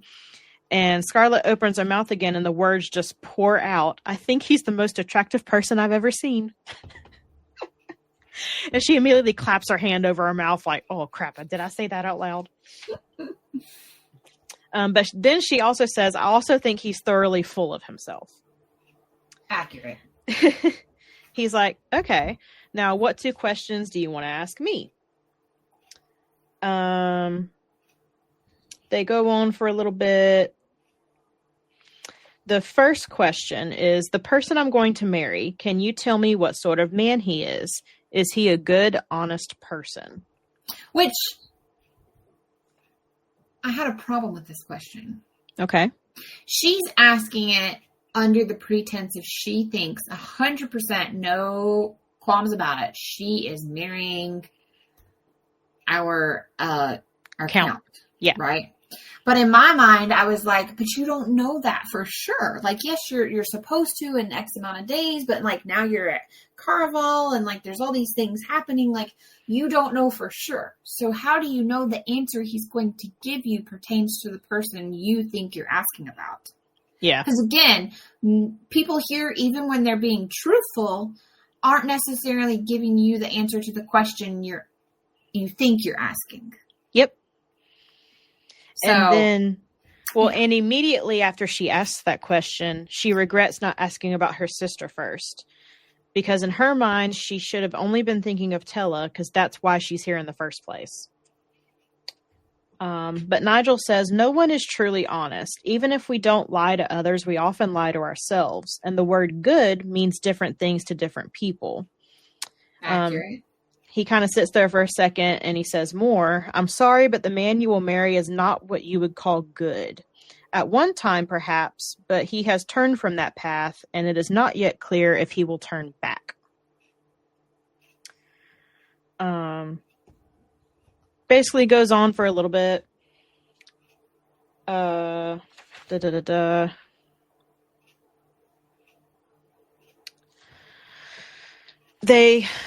He kind of gets frustrated with her because she's not really answering the questions in the way that he wants, and then he's not really answering her questions in the way that she wants.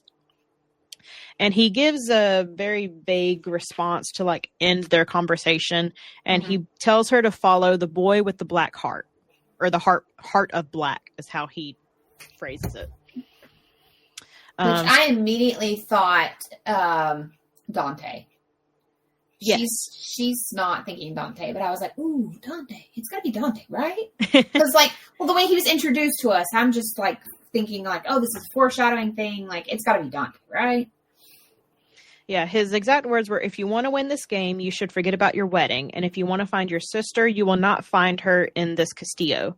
Follow the boy with a heart made of black. She says, is that the third clue? But Nigel, like, disappears. He's like, I'm done talking to you. We're over. So Nigel told her, follow the boy with a heart made of black. Her first thought was of Julian, just because he was so selfish and deceitful with her. She was like, that could easily be, he could easily have a heart of black. So she wanders outside and she goes to another stall, basically. There's a tent full of bottles and tinctures for all kind of different maladies.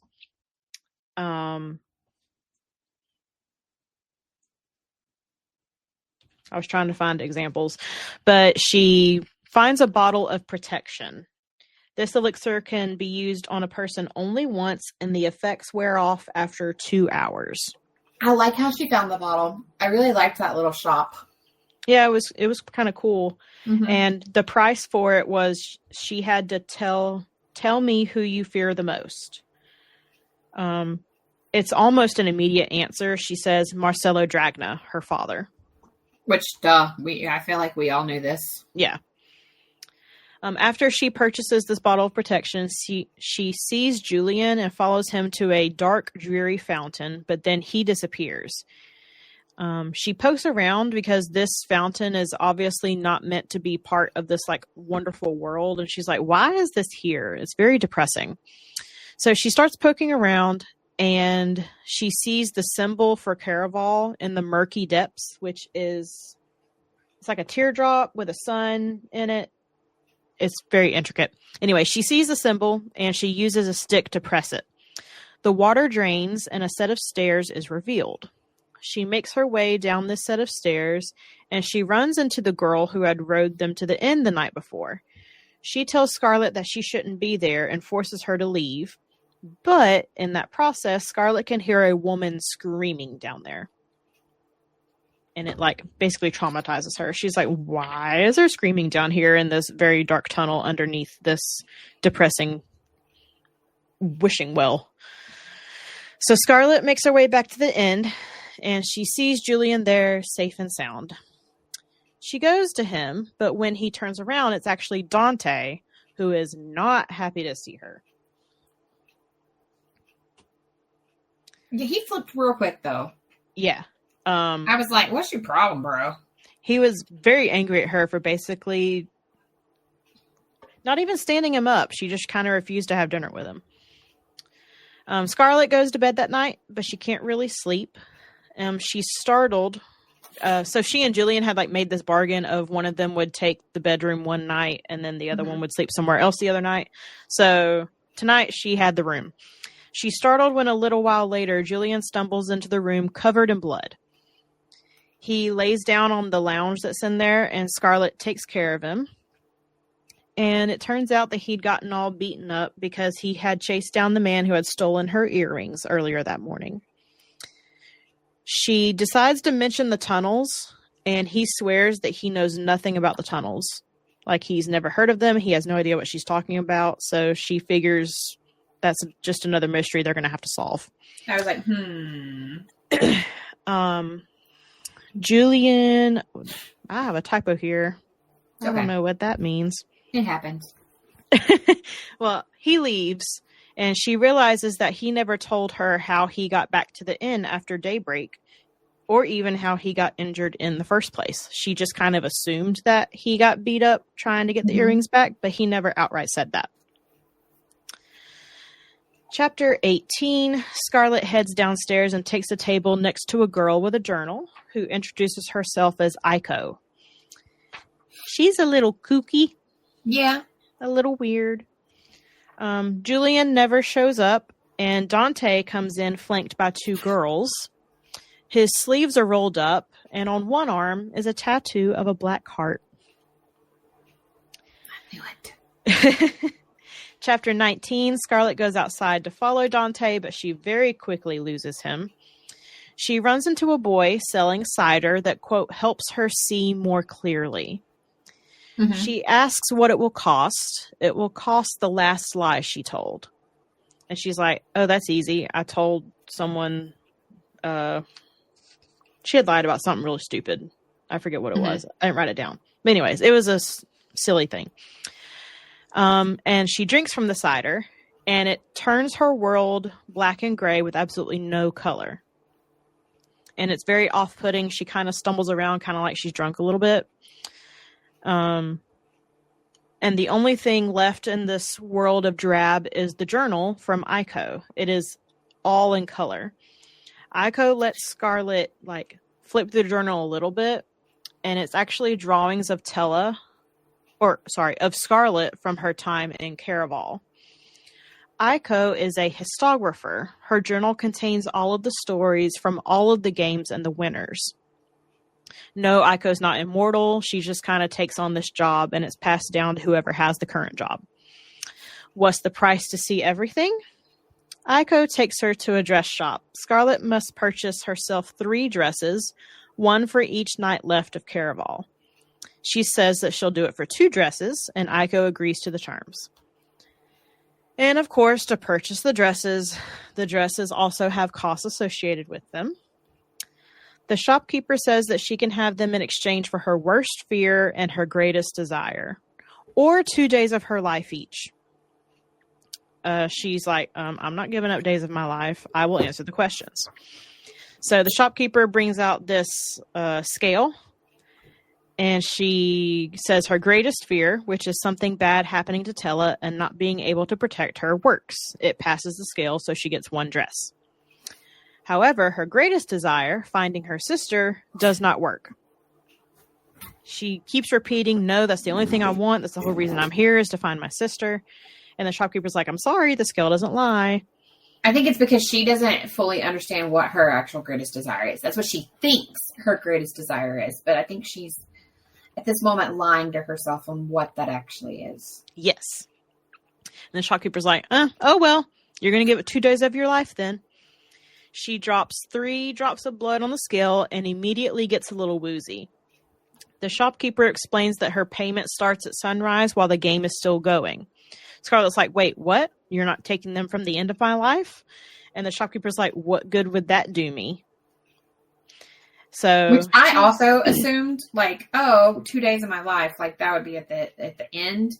And I guess I didn't think, even with all of the other books and stuff I've read, I guess I didn't think it would be the way that this goes down. Like, I thought it would be like, oh, you just lost 2 days. And, like, you would never really, like, know.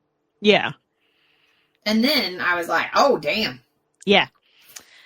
So Scarlett's panicking because now she has no hope of finding Tella and getting back to Trisda on time if she's going to lose 2 days while the game is going. Aiko is just kind of like, oopsie, sorry about that. Let's get you back to the inn before you basically take a very long nap. I basically tell her, like, you basically are about to die for 2 days. Like, you won't actually die as long as, like, you keep your body somewhere. So they're like, you have to get back to your room. Excuse me. You have to get back to your room so that you can, like, just be asleep in there and nobody will bother you. Because if your body's just out somewhere and somebody just decides, like, I want to take her out, then you're dead. Yep. And Aiko says, I'll keep my word. You can look at my journal. I'll meet you in the dream world to show it to you. So chapter 20, she's attempting to make her way back to the inn, but is intercepted by Dante. He wants to talk. He says that his sister has now gone missing as well, and that they need to work together. But he's like super frantic and panicky about it, and she's kind of like scared of what he's going to do. All of a sudden, Julian shows up and whisks her away. She mutters like slightly incoherently enough for him to understand what is happening. He says that he will give her one of his days. So he like pricks his finger and puts a little bit of blood on her mouth. So in exchange, they both lose 1 day instead of her losing 2 days. She's also freaking out about the amount of days because she's established that, like, I have to find my sister by this date to be able to leave this island by this date to make it back for my wedding, and then my dad will never know. Yeah. Like, it's not a big deal. But now all those plans are kind of ruined. So, chapter 21, while she's in this, like, dead dream state, Tella actually meets her in her dreams. Tella is flipping through a very, very large book, and a man who looks like a much younger version of their grandfather calls out for Annalise. She remembers that their grandmother's name had actually been Anna, and then there's more images come, and we learn the woman who had died at Caraval to make Legends stop touring was Rosa. And in the midst of all of this, like, coming about, Scarlett kind of works out that maybe Legend could be Julian. It's a question. Mm-hmm. So chapter 22, Scarlett wakes up and she has a gray streak in her hair. We assume it's just from losing that 1 day of her life, and it's showing up in the gray streak in her hair. Julian also wakes up and he sees that Scarlett's very rattled. He tells her to lay back down and he leaves. She goes to open the door to hunt down Julian and kind of question him about things, but as soon as she opens the door, she smells her father's very particular cologne and then hears his voice. She's like, oh crap, he found me.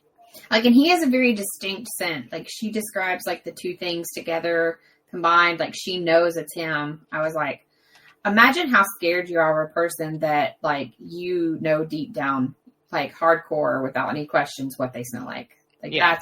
That's really sad. Where was I? Okay, so she, like, cautiously leaves to make sure that she doesn't run into her father, and she sees Julian leave Dante's room and then enter Tella's room. She tries to think like Julian and finds a brick in the fireplace with a symbol of Caraval. She presses it and a hidden doorway appears, and this is all in Tella's room. It's more tunnels. She follows the tunnels and she starts running but trips over a hand attached to a body. And the hand has a tattoo. And Julian is standing over him. And I lost my shit. So it's insinuated that Dante is now dead and that Julian did it. She confronts Julian, accuses him of lying and really being Legend. He's like, I'm sorry, none of that's true. He says the only funeral that he has attended was of his sister Rosa, who was Dante's fiancée. They are, or had been, working together to get revenge for Rosa's death in the games. And then chapter 24, Julian tells his version of Legend's origins. And it basically comes down to Legend had vowed to ruin the lives of any daughters or granddaughters of Annalise since she had broken his heart. And Scarlet had figured out that her grandmother, Anna, had been Legend's love. And Julian had also figured that out. So Julian knew that if he brought the sisters here, Legend would take one of them for revenge. So he already had a leg up in this game. Chapter 25, Scarlet goes back to her room and basically has a panic attack and just cries and cries and cries. Julian follows her and promises no more lies.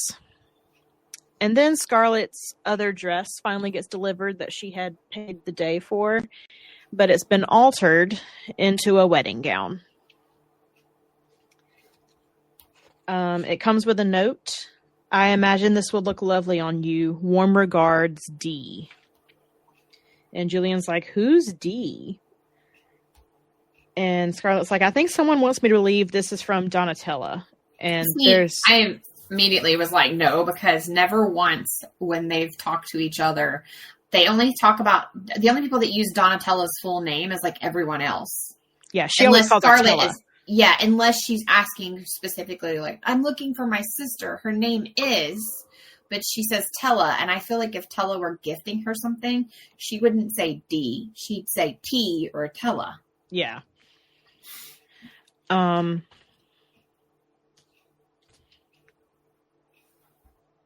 So Scarlet's basically just trying to figure out, like, what's this last clue? Because she thinks she's figured out the first 4 clues. So clue number 1, she knows, was Tella being taken. Clue 2 was the picture card of Castillo that they went to. Mm-hmm. Clue number 3 was something you have to earn, which she thinks that was following the boy with a heart made of black and drinking the cider.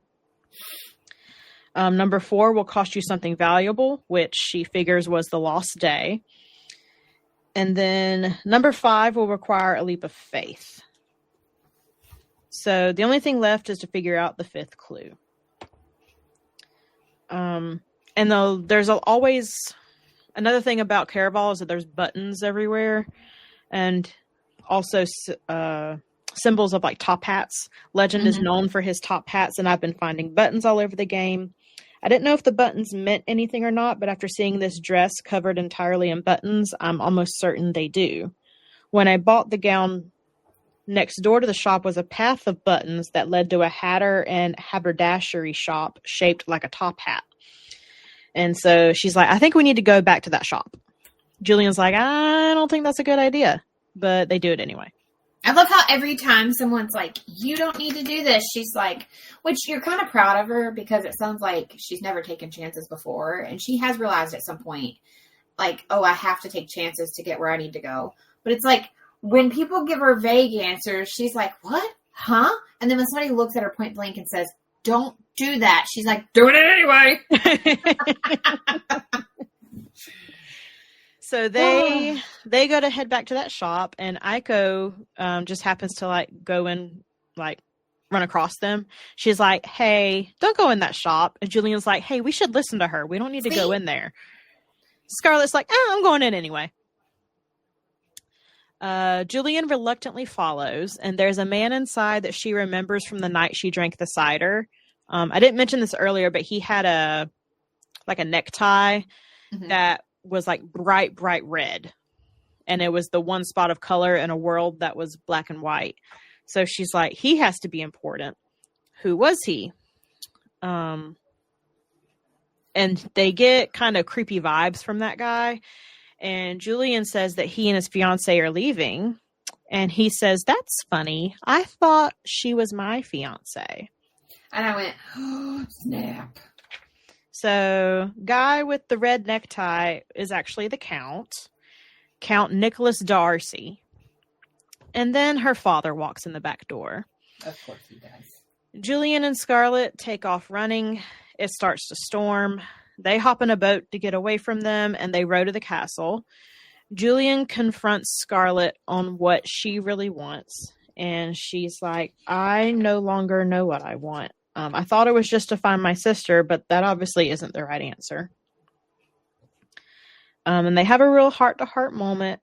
And then they finally kiss. I was like, yeah! It's kind of like in Star Wars when we were all waiting for it. Yes. But I will say, up until Dante started acting weird and then he was dead, I really wanted her to choose Dante. I knew you would.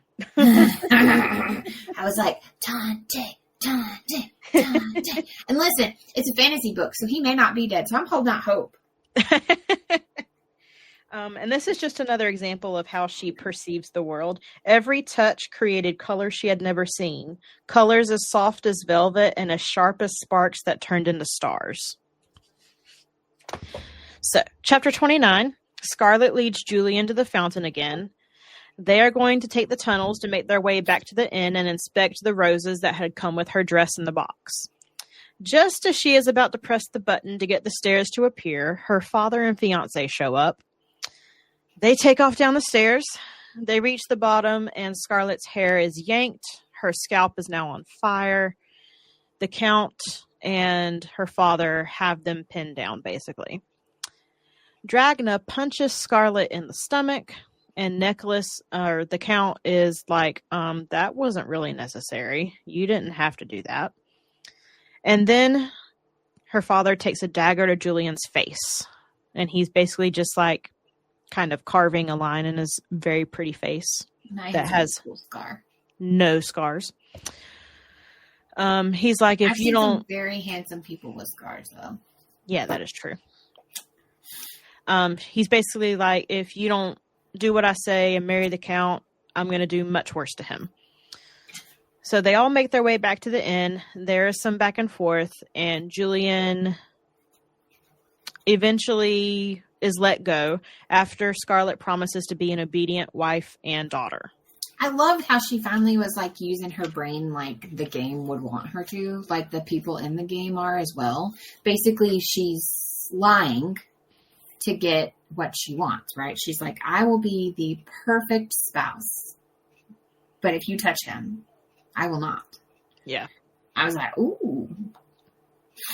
And here's where it gets not YA, kind of like what Miranda was saying. I mean, on top of the, which I mean, there's like abuse and stuff in typical YA books, but I feel like this gets into more new adult territory because it is very much alluded to that in this next chapter, since she's agreed to marry the Count, nothing can really stop him from having his way with her.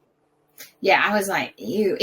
And then what grows me out the most about it is her dad is like, well, he says it. He's like, well, it's not anything that wasn't going to happen when you guys got married anyway, and you are going to marry him.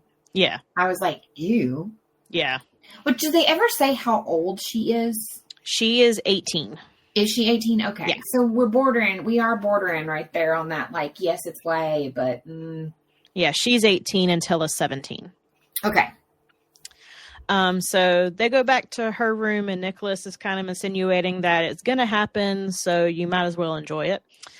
And Scarlet grabs a fireplace poker and threatens him.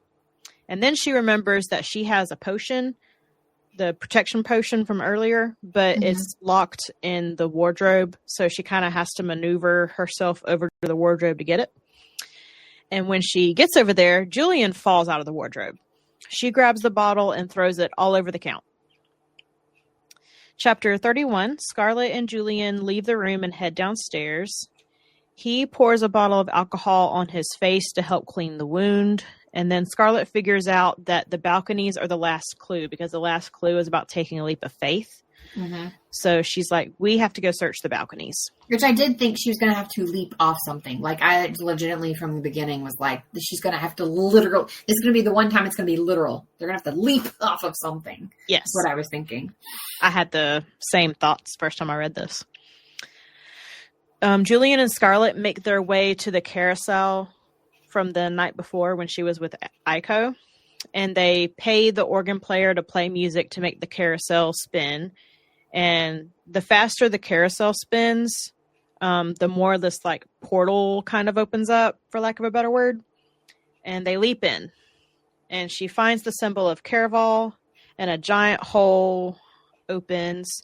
Julian gives her a watch that has the coordinates to a boat that he has secured. It's just offshore in case they get separated.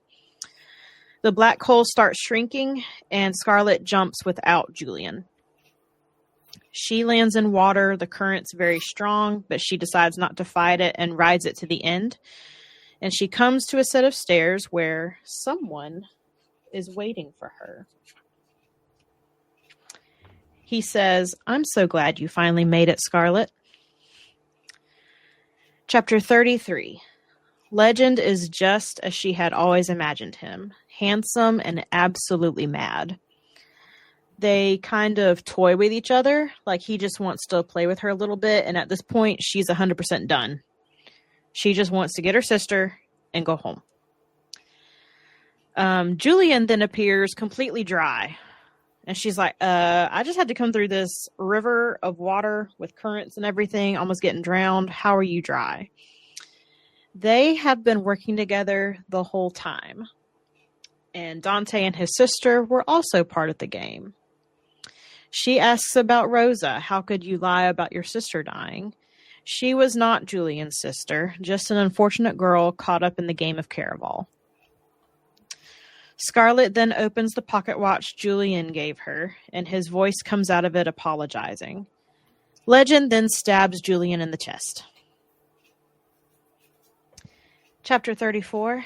Legend vanishes, and he left behind a letter. Let me flip to that. Dear Miss Dragna, your presence is requested for the funeral of Donatella Dragna tomorrow, 1 hour after sunrise. Unless you manage to prevent her death. Yours truly, Legend. P.S. I recommend taking the stairs to your right. So she goes up the stairs, finds a trap door at the top, and she can hear a fire roaring. And now we're on night 5, the last night of Caraval. And I think I'm going to end it there. Because I want everyone to read it for themselves and see what the last, 50 pages of this book is. Something like that. And now you don't know what's up those stairs. No, you don't. No, you don't. But I do. I do too. And that's where the good stuff is. I will say I'm absolutely finishing this trilogy. And technically I already own the first of the next spinoff. So I'll probably give it a go too, because I'm not opposed to romance. Clearly. Yeah, I will say the spinoff trilogy is much more romantic. It's much more focused on romance than these were. I will say this first trilogy is more mystery, intrigue, like what's real, psychological type things. The second trilogy is much more romance based. But there is a reason for it. Like, it's not just, she just decided to take a romance approach. It's completely new characters that have not been introduced in Caraval. But stuff happens in the second and third book. So it makes sense why they're much more romance based. And I get that. But I usually books that are like straight up romance, like that's the whole point of the story. I do read, but they're not like the first thing I go to. I have to want to read one. Yeah. But that is Caraval, or most of Caraval. I've been in love with this book ever since I read it back in 2017, 2016, whatever it was I said. It's my baby. We talked to our friend Susan, sent us a Marco before we started recording. And she was like, Bianca, I'm almost done with this. And it is the most Bianca book I have ever read in my entire life. Honestly, it's way more of a Miranda book than I anticipated it being too. Because we do have a lot of books that we both love. And then we have very separate books as well. Yes. And so when when you were like, it's like my favorite, it's so Bianca, I was like, I didn't think I wouldn't like it. Like, I figured I would like it. There's been a few books of yours that I liked but didn't love. And this one, it's very Miranda as well. It's hard. It's because for once there's a book that it's both of us. I'm so happy you love it. I do love it because it's like all the things of like the witchy fantasy fairy tale worlds that I love. Yeah. Like again, it's like if you took, and you know what it made me think of a lot? You have read this series, The Splintered. Yeah. I love Splintered. Yeah. If you take like the actual Alice story, the Splintered story, the Cinder series, and the Trill, and then even Night at the Circuit, the Night Circus. Yeah. That I get, and those are all 5-star reads for me. So I took all of those and basically I got smushed them. You smushed them. Yeah. I love it. We're going to do a real quick segment of update on our reading goals for this year. Mm-hmm. Just as a reminder, I set my goal as 52, basically a book a week. I am on, well, I'll say I've read 29 books so far this year, and it says that I am on track to meet my reading goal in October now. What app are you predominantly using this year? Fable. Me too. That's my main one. I am still doing Goodreads, but I still use Goodreads and Literal, but I find myself gravitating to Fable more and more. Same. So I think after this year, I'm only going to use Fable. The only reason I stay on Goodreads is because of that TikTok I watched from a bunch of indie authors explaining why Goodreads was so important to still use. And I was like, okay. Now, I will say, I like the Goodreads website. It is much better than the app. Which, my app is better. Bianca and I discovered the Android and iPhone app is completely different. Yes. It is so different. So, I prefer the app, but I'm on iPhone. I prefer using the Goodreads app. I have a lot of struggle with getting the web page to load a lot of times. I see the website worked great for me. So I don't mind using the Goodreads website, goodreads.com. It's great. I can navigate it fine. The app is much to be desired. My only complaint with Fable, though, is there's still some books that when I try to add them, they're not on there. So I am having to keep dual. Also, I got notification this week that Tome will officially be available for... it's going to be in the Android store now. And I do think they're great, but my thing that I have yet to go all in on them, like I have Fable, is it's more just for fantasy readers. And I like that Fable is diverse for everyone.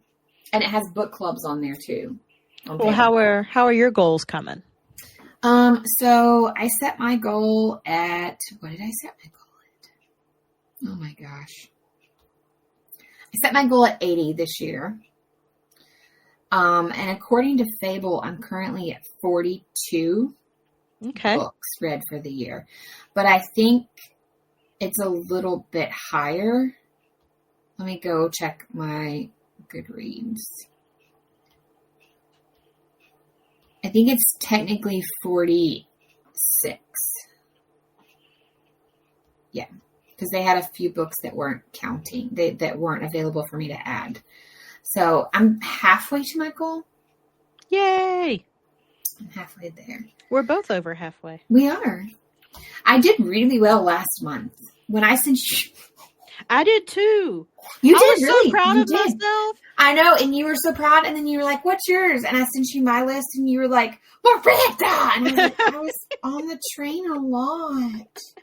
Because I normally do 4 to 5 books a month, about one a week, depending on how long it is. But last month, I powered through them. I read 8 in a month. I've been averaging about 6 a month. And last month, I did 13, which in full transparency, one of those you have read. And it is a chunk of a chunk. And I didn't read it all in May. I've been reading it for months. Yeah, I saw that. I was like, okay, that one doesn't really count. No, but that's when I finished it. So, technically it's counting it as a May read because that's when I finished it. But I technically started it months ago and have been slowly working on it because, listen, it's a descent into madness. Yeah. I loved every minute of it, but it's more on our TikTok about that. But I technically read 13 last month, but I was on the train a bunch, even just to Brno, which is a 1-hour train ride there. So you think that's 2 hours, right? Guaranteed reading time, pretty much. And then I went to Prague a couple of times for different appointments and things. And the train ride there is 2.5 hours one way. So there's like 5 hours of reading time. It builds up. But on Fable, there is they're doing something called a reader summary, and it's still in beta. They're still working on it. I opted into. I love it. Yeah, mine says fantasy romantic. Your reading list reveals an affection for fantastical worlds and passionate romance. Through your books, your bold imagination roams through different perspectives and complex emotions. And so far, I have an average rating of 4.2 stars. So I'm reading good books this year, y'all. Tap on the little thing next to it that says summary and see what title it gives you underneath your name. Yes. They've also started something called a book aura. And mine is fiction speculative light anchored, FSLA. Interesting. What's yours? So for my 2025 current reader summary, it says, I am a mystery enchanter. You've earned plenty of experience in thrilling narratives, exploring mysterious secrets and magical twists with your stories. Your reading helps those around you, revealing the magic hidden in the real world. And I thought, accurate. And then my book aura is fiction speculative dark wanderer, SFDW. Cool. What is your top genres? Because I really love this breakdown part. What is your most read genres? Let me get back to it. Which I will say I have a little bit of, while you're looking for yours, I have a little bit fantasy. of issue with it. Is it fantasy? I don't know why I even questioned it. So mine is as well, because that's overall. Let's see for my year, what is my top genre? Does it say for the year? It does. It's still fantasy. But I'll take issue a tiny, tiny bit. And that is, you know how on Goodreads, if it's like, for example, we just finished Caraval and it's YA, it's mystery, it's romance. It's got like 5 genres that it falls under, correct? So I think sometimes the books I read, they are not, like, for example, it says I've read 7 romance books. Same. And I'm like, but I have not. And then I realized cozy mysteries have just enough of a will they, won't they, or some sort of love interest that some people classify them in the romance genre. Yeah. Like, so, I've only read 2 straight up, like, romance books. They're 2 Abby Jimenez books, which those are romance. They are. Mm-hmm. But I was like, there's no way I've read 7 romance books. Yeah, I was like, I have not read 7 romance. I wish you could tap on that. I mean, I know they're still working on a lot of things, but I wish you could tap on the little area of the wheel and it would tell you what those books are that qualify. Yeah. As that. But yeah, I was, it says I've done, my fantasy is my highest for this year with 13. It says mystery 10, romance 7, biography 6, and humor 6. Which you're going to overlap. Because they do. These numbers do not add up to whatever I read, 29. But mine is fantasy 17, young adult 13, romance 7, fiction 4, and historical fiction 2. Yeah, see mine. Yeah, and if you total mine, it's not enough. Like, it doesn't add up to how many books I've actually read. Yeah, so I'm like, I'm a little. So I love that little chart area, but I wanted to also add in that, like, it's not precise, but they do say there are a lot of functions that are in beta. Yeah. So, like, people like us using it is how it gets better. And now we will do recent reads and acquisitions. I'll go first just because I don't have too many, just because I've been reading chunkers and still reading a chunker. Pull up my Amazon to tell you some of mine. Let me get, because I'm going to type while I do this. So, of course, I read Caraval. I read Dating and Dragons. So good. It was so adorable. So I have read her other one, which was, let me click on her name real quick. I forget what the name of the other one was. It's also Dungeons and Drama. Yes. I got both of them from NetGalley. Ugh, fantastic. They're both great. But They both center around high schoolers, and it's very innocent. Like, there's -5 smut. But they're fun. They're so much fun. They're so fun. And they deal with stuff that teenagers deal with. But Dating and Dragons is basically about this group of kids who play Dungeons and Dragons. And some shenanigans happen, and it's just cute and adorable. Oh, and y'all, my copy of The Night and the Moth came in. It's beautiful. It's up on our TikTok for anyone who wants to see it. It's also on our Instagram. If you don't have TikTok, go over there. Oh, yes. It's by Rachel Gillig. She's the one who wrote the One Dark Window Shepherd King duology. Mm-hmm. This one's also going to be a duology. It's the Stonewater Kingdom duology. Oh, it was so good. I gave it 4.5. It wasn't quite a 5. It was just, I can't tell you why I couldn't give it that last 0.5 to bump it up to a 5. There was just something really missing. When I saw your star rating was only 4.5. There was just something missing. I cannot point out what it is right now. And the more I think about it, it just doesn't come to me. But there's just something there that's not quite a 5. Still loved it. Still going to recommend it to everybody. It was still amazing. I cannot wait for book 2. I finally read Shatter Me. I was so sad that you're doing it. This is one of my favorite series. Like, and in full transparency, she added to it in the recent years, and I have not. Which with your ratings, you're not talking about the newer books. You're talking about the beginning of the series. The first half was like, it's one of my favorites. Oh my god! I think if I had read them as a teenager, I would rate them higher. Because it was very juvenile. I don't know if this was Tahereh. I don't know how to pronounce her name. I'm gonna say Tahereh. Tahereh, Moth. Yeah. I used to know how to say it. I don't know if it's the first book she ever wrote, but it felt rough. Some of the parts did not flow well at all. It was kind of choppy. But I liked the plot. I definitely want to continue the series, so I think I gave it 3.5 or 3.5, somewhere around in there. So it was decent.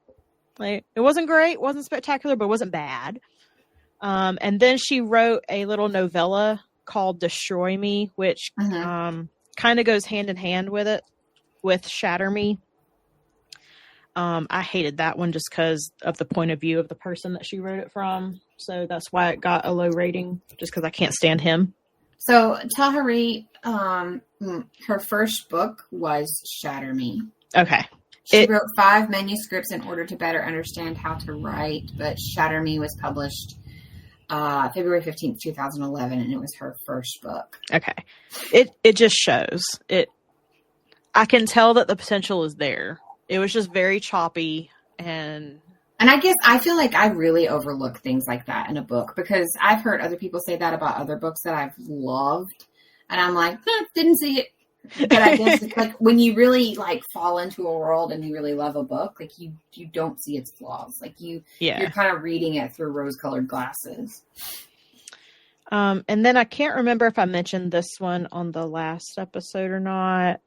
But The Only One Left by Riley Sager. I think that's going to be the end of mine. Well, I know you've talked about it, but I don't remember if you said it on the pod or not. Yeah. Well, I'll go ahead and include it. You talked about it with me. Yeah.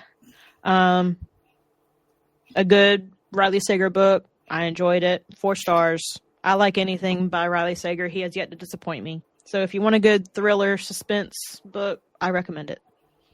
And then those are my reads. I've only acquisitioned one, and it is the Grimoire Grammar School Parent-Teacher Association by Caitlin Rozakis. That is a name. She's the same one who wrote Despicable? Is that the name of it? Hold on. Caitlin Rozakis. I read this last year. Dreadful. Okay. Dreadful was laugh out loud hilarious. I absolutely loved it. If you have read Assistant to the Villain, it's kind of in that vein of funny. Mm-hmm. The storylines are completely different, but it was in that same level of funny and humor. So I have high hopes for this one. And it's really, really cute. The cover is purple with a stack of books, very witchy vibes. But then the edges are sprayed orange with a pattern of various mystical things on them. That sounds like a me book. It's adorable. The synopsis is: when Vivian's kindergartner Aria gets bitten by a werewolf, she is rapidly inducted into the hidden community of magical schools. Reeling from their sudden move, Vivian finds herself having to pick the right sacrificial dagger for Aria, keep stock of a few chew toys, and play PTA politics with sirens and... I don't know what that word is. Something nymphs. Oh. Chicophonic? I have never seen that word before in my life. What's the name of the book again? The Grimoire Grammar School Parent-Teacher Association. There we go. First off, I'm going to add it to my list. But second off, I'm going to see what this word is. Chthonic. Chthonic? I've never heard of that word before. What is... relating to, belonging to, or inhabiting the underworld. Ah, so they're nymphs of the underworld specifically. Gotcha. Makes sense. Chthonic. You don't pronounce the CH. Okay, that would make sense. Chthonic. I learned a new word today, guys. Me too. But what are your recent reads and acquisitions? So I talked about House of Leaves on our TikTok, so I won't go into detail, but I did finish that one. That's just complete. Okay, mind blown. I'll say that. I was going to make TikTok videos about this, but I'll go ahead and announce it here first. I, being the straight up spooky bitch that I am, one of my first loves into the world of spooky, as many of us that grew up in the 90s, was Goosebumps. So with my love of all things like that and participating in Summerween, I have decided, and I don't know how long this venture is going to take because I'm not doing it back to back or anything, I am going to reread the original run of the Goosebumps books. That'll be cute. So I did. I finished book 1, which is Welcome to Dead House. And it was still really good. I mean, they're super quick. They're only like 156 pages, something like that. Some of them are a little bit more, but I mean, they're not even middle grade. They're just children's literature, I guess. They're like that step right under middle grade, because middle grade is supposed to be like middle school, so it's like right under that, but not quite like... Anyway, so I did finish the first one, and I remembered a lot, but not as much as I thought I did. Like, there were things I didn't remember about it. So I'm very excited. It's a venture I'm taking right now. And then I also read, and I honestly genuinely can't remember if I talked about this one last time or not. Other Side of Midnight by Simone St. James is another one that I finished last month. Which I love anything. She is my Riley Sager. Like, I've not been disappointed by anything that I've read of hers. We'll continue to read. So it's like mystery thriller, but there's always some sort of paranormal element to it to some extent. Sometimes was that real? Sometimes it's blatant, but I highly recommend Simone St. James. And then I also have been trying to behave in the acquisitions department, so I don't have a whole lot, but I did purchase on my Kindle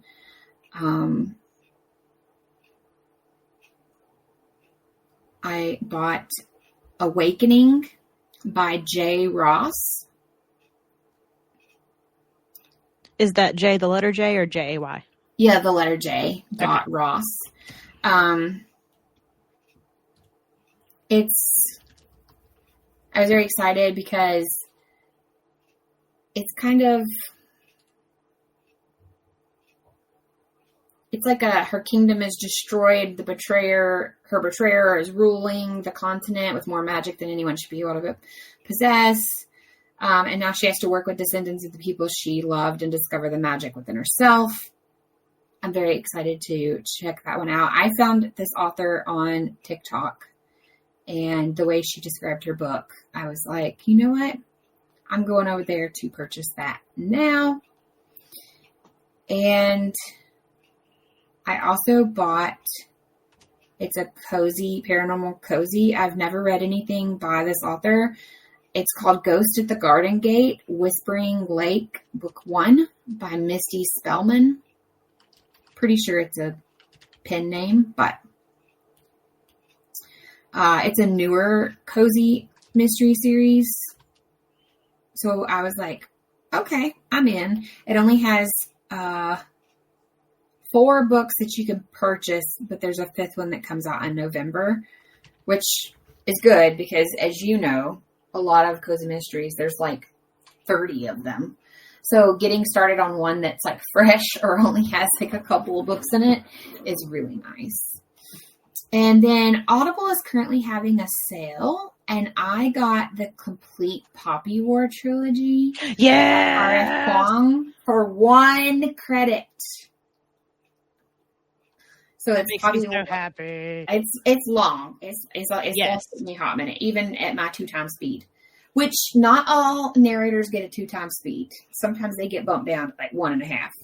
But it's got the Poppy War, the Dragon Republic, and the Burning God in one big audiobook. And I've got the hiccups tonight. It is 66 hours and 29 minutes. Yeah, they are big. But the narrator is Emily Wu Zeller.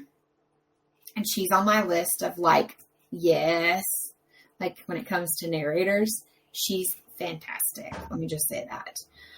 And I meant to mention when we were doing Caraval, so I did a mixture of reading and like in my Kindle and audio, and the audio is Rebecca Soler. She's another fantastic narrator. So for anybody that's interested in the audiobook version, highly recommend. But Well, you also got one of our pre-orders. well, it's not arrived yet. Oh, okay. Just kidding. It should be here any day now. It might be here tomorrow, actually, but it's on its way. Okay. Well, then we'll mention it next episode then. Yeah. It's not in my hands yet. Oh, okay. But if you want even more from us, you can find us in various places on the internets. You can follow me personally. I'm at Style and Freak on both Instagram and TikTok.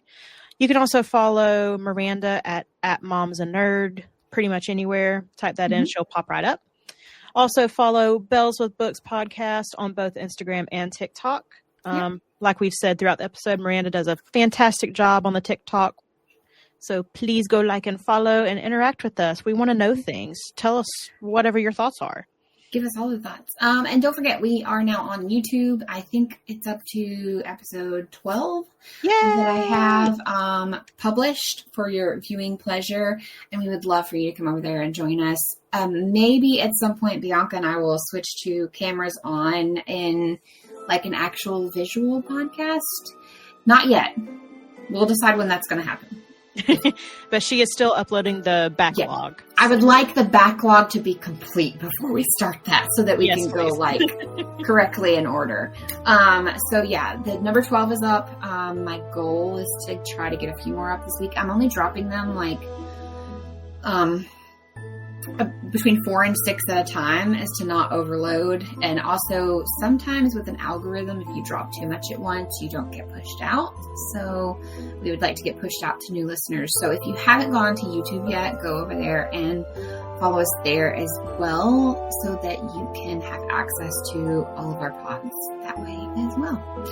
There is also a Place to Be Nation website where you can get a link to each one of our shows with full show notes in case you're ever wondering what show notes are under anything, wherever you listen, to include the YouTube. Show notes are there with all the list of books. But if you want it easier or you're just driving and you don't have the time right now, you can always go to placetobenation.com and you will type Bells with Books. There's everything for you. Bianca does a fantastic job of making sure every book we mention sometimes she shorts it and gives you the series instead of spelling out every book, but she gives you a fantastic list that you can follow.